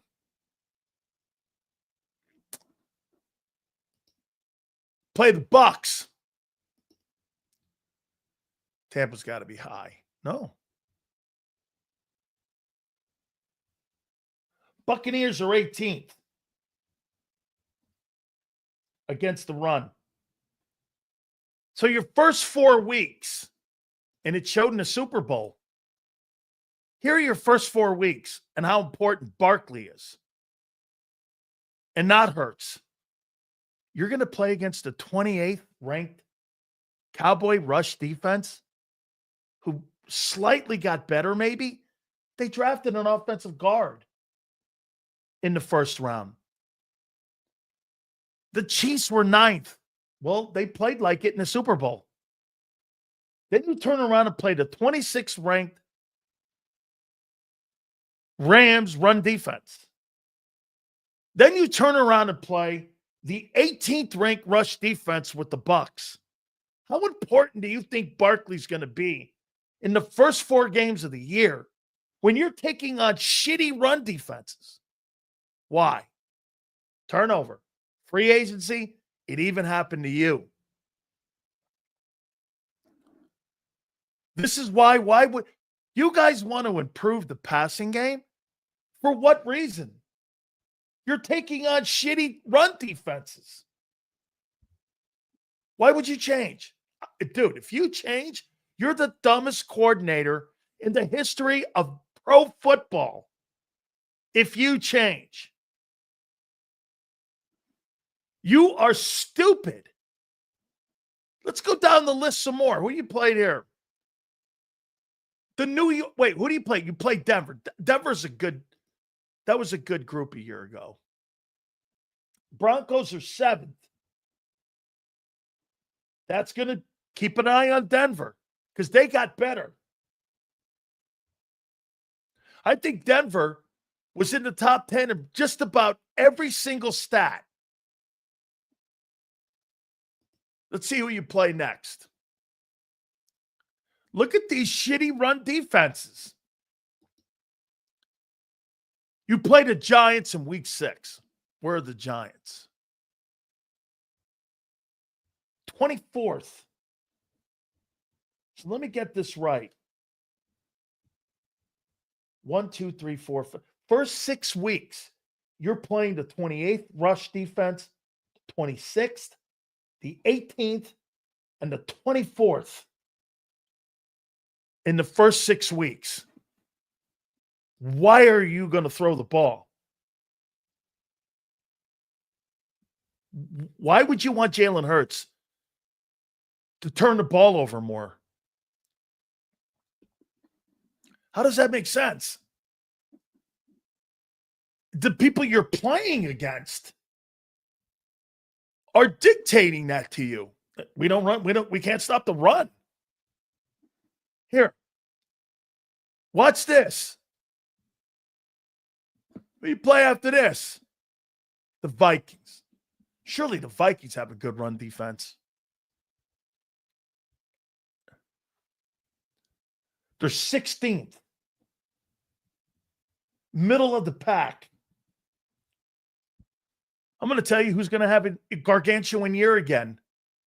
It ain't going to be Jalen Hurts. He'll hang around $3,000 again. As of right now, unless something changes, why would I change? I'm playing against sorry-ass rush defenses.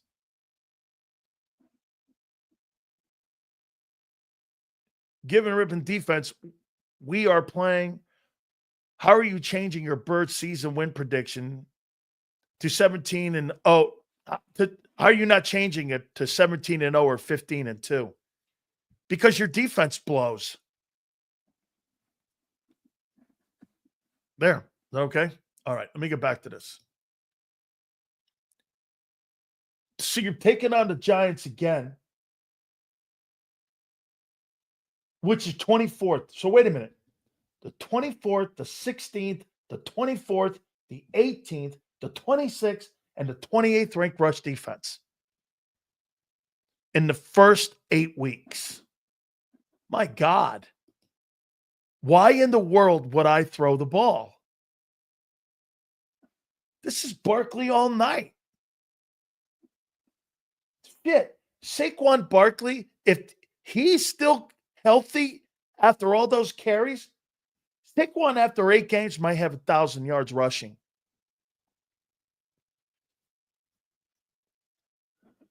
These are terrible rush defenses.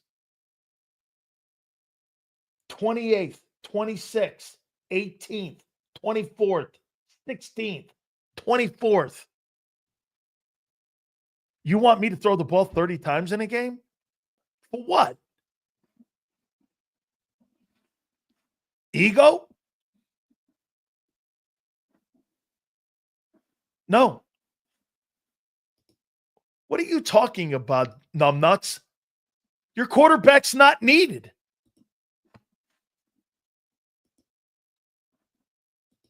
Here.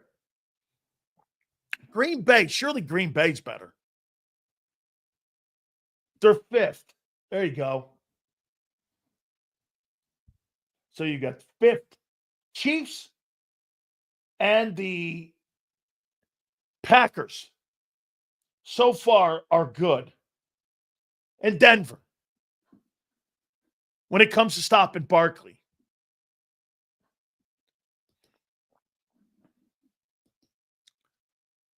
The Lions, surely they're good. 20th. Hey, man, you're going to bring the 20th ranked rush defense into Lincoln Financial? You better put some bricks in your pocket, son. Because if it's bad weather or it's cold and you're a dome team and you're rolling in there, I'm going to tell you, man, I didn't realize that you were playing against such shitty rush defenses.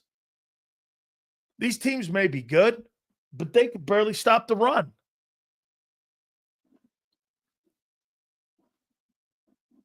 Here. Cowboys. 28th again. So here's the 28th. Look at this shit. 28th, 9th, 26th. 18th, 7th, 24th, 16th, 24th, 5th, 20th, 28th rush defense.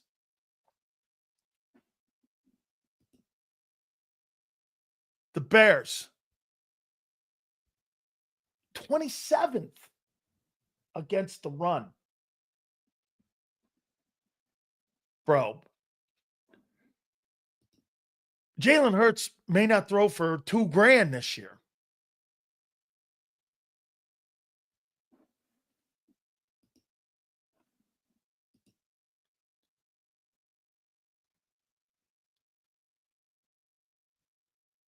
I mean, are the Bears that bad? 27th. All right, surely the Chargers are better run defense. They have to be. They're 11th. That's not terrible.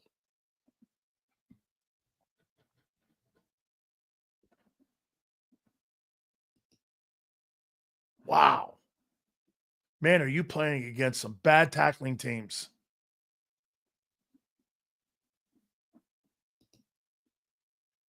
Raiders.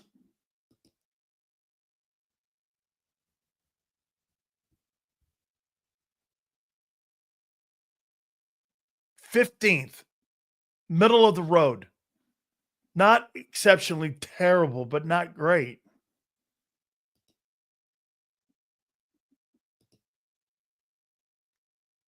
Washington, surely they're better. 13th. Okay. Buffalo, 17th.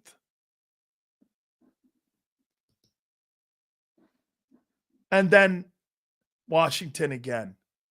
Barkley more rushing yards than Jalen Hurts passing yards. Why in the world? I was going to ask the question to you guys. Who's going to have more of an impact on your offense this year? Hurts or Barkley? If you want Jalen Hurts to throw the football in any way whatsoever in that schedule, you're a moron. You are a moron. I'm going to make those crap. You're playing some of the worst run defenses in pro. There's got to be at least 14, 13 teams on your schedule, 12, that are awful in stopping the run. Why in the world? Barkley's the most important player in that huddle. If he's not there, you're not winning shit. Not because you don't have good offensive personnel, because you don't have a running game. Can't be Hertz. He's got to throw the ball. If Saquon Barkley does not repeat the type of season he had a year ago, you have no shot until your defense comes around. You'll be constantly putting your defense in a poor position if you go 3 and out. I don't believe it. Get this. Who? Here's another example where a guy would think that you have the personnel on your team to pick up for the slack for someone who leaves. It's a dumb take. Hey, get this. Yeah, I know. Will Shipley's got a ring too. Derrick Henry doesn't. There is no way. Get this. Hey, moron, you don't count on your quarterback to carry your team on a week-to-week basis. Moron. That's why he threw for less than $3,000, 18 touchdowns. This guy had a college stat line. Seriously, it was like a Big 8. Old Big 8 back in the day, like a Big 12. Hey, did Hertz play in the Big? Oh, he did play in the Big 12. I forgot. Damn. Let me see, man. I got to up that total for Saquon Barkley. Let's see here. 1,000. Dude, if that guy stays healthy, man, he could be north of 1,800 yards again.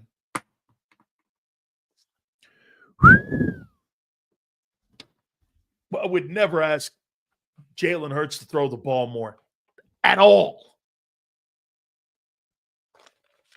When I'm playing against a 28th ranked defense, against the run, again, tell me why that makes sense. I'm going to take the ball out of the guy's hands who delivered a Super Bowl for you. For what reason? Because you want to feel good about the time man of the week? Is that what we're doing here? Hey, he is the time man of the week. Met galas and shit and all that, right? That makes no sense. Jalen Hurts again. Here, Barkley, 1,800. Hurts would be about 2,900 yards, 20 touchdowns, somewhere in there. 31 passing yards. Now, you got to have to rely on your defense, though. Because let me hook you up here. If Jalen has the same year, and if Barkley has any lesser of a year, you're not going anywhere. I agree, Yale. If he puts $2,000, 2005, and then he turns around and rushes for 1,800 yards or north thereof, that's something like Dickerson did in his first 2 years. When Dickerson went for 1,880 and then 2,105 in his first 2 seasons in the NFL. Absolutely true. Absolutely true. It'd be one of the great accomplishments. Okay? I'm with you, Yale. Bro, I'm actually going to feed this pony. You know, I was asking Xander the other day, do I give this guy less carries? No way. I keep feeding that horse until that horse breaks down. And you just hope he don't break down. Because if he breaks down, the offense breaks down.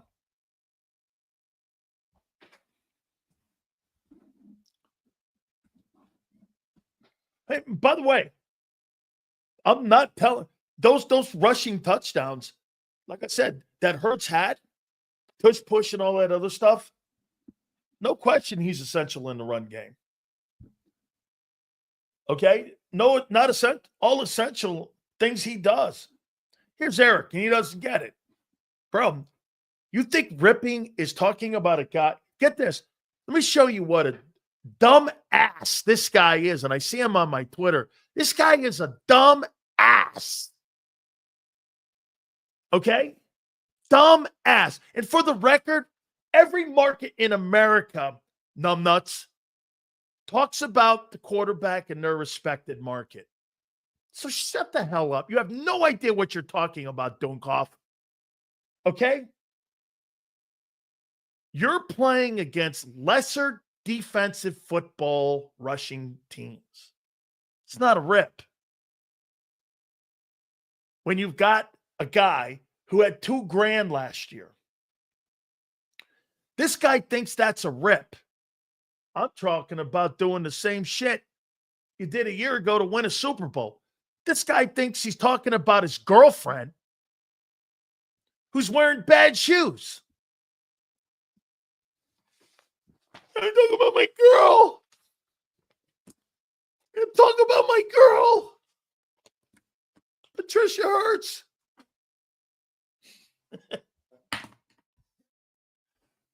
This guy just moans. Get my gun.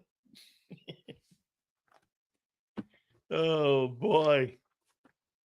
Yeah, hey man, I'll tell you what. I like the schedule stuff yesterday. Thank you, Jack.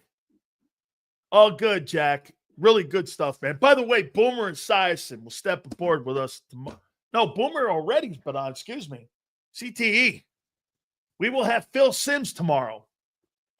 He will be with us tomorrow. We will talk. By the way, a year this week, Barkley was signed by the Philadelphia Eagles. I wonder how I wonder how those Giant fans are feeling now when they see this guy hanging out at the Met Gala and he's got a Super Bowl ring on his finger.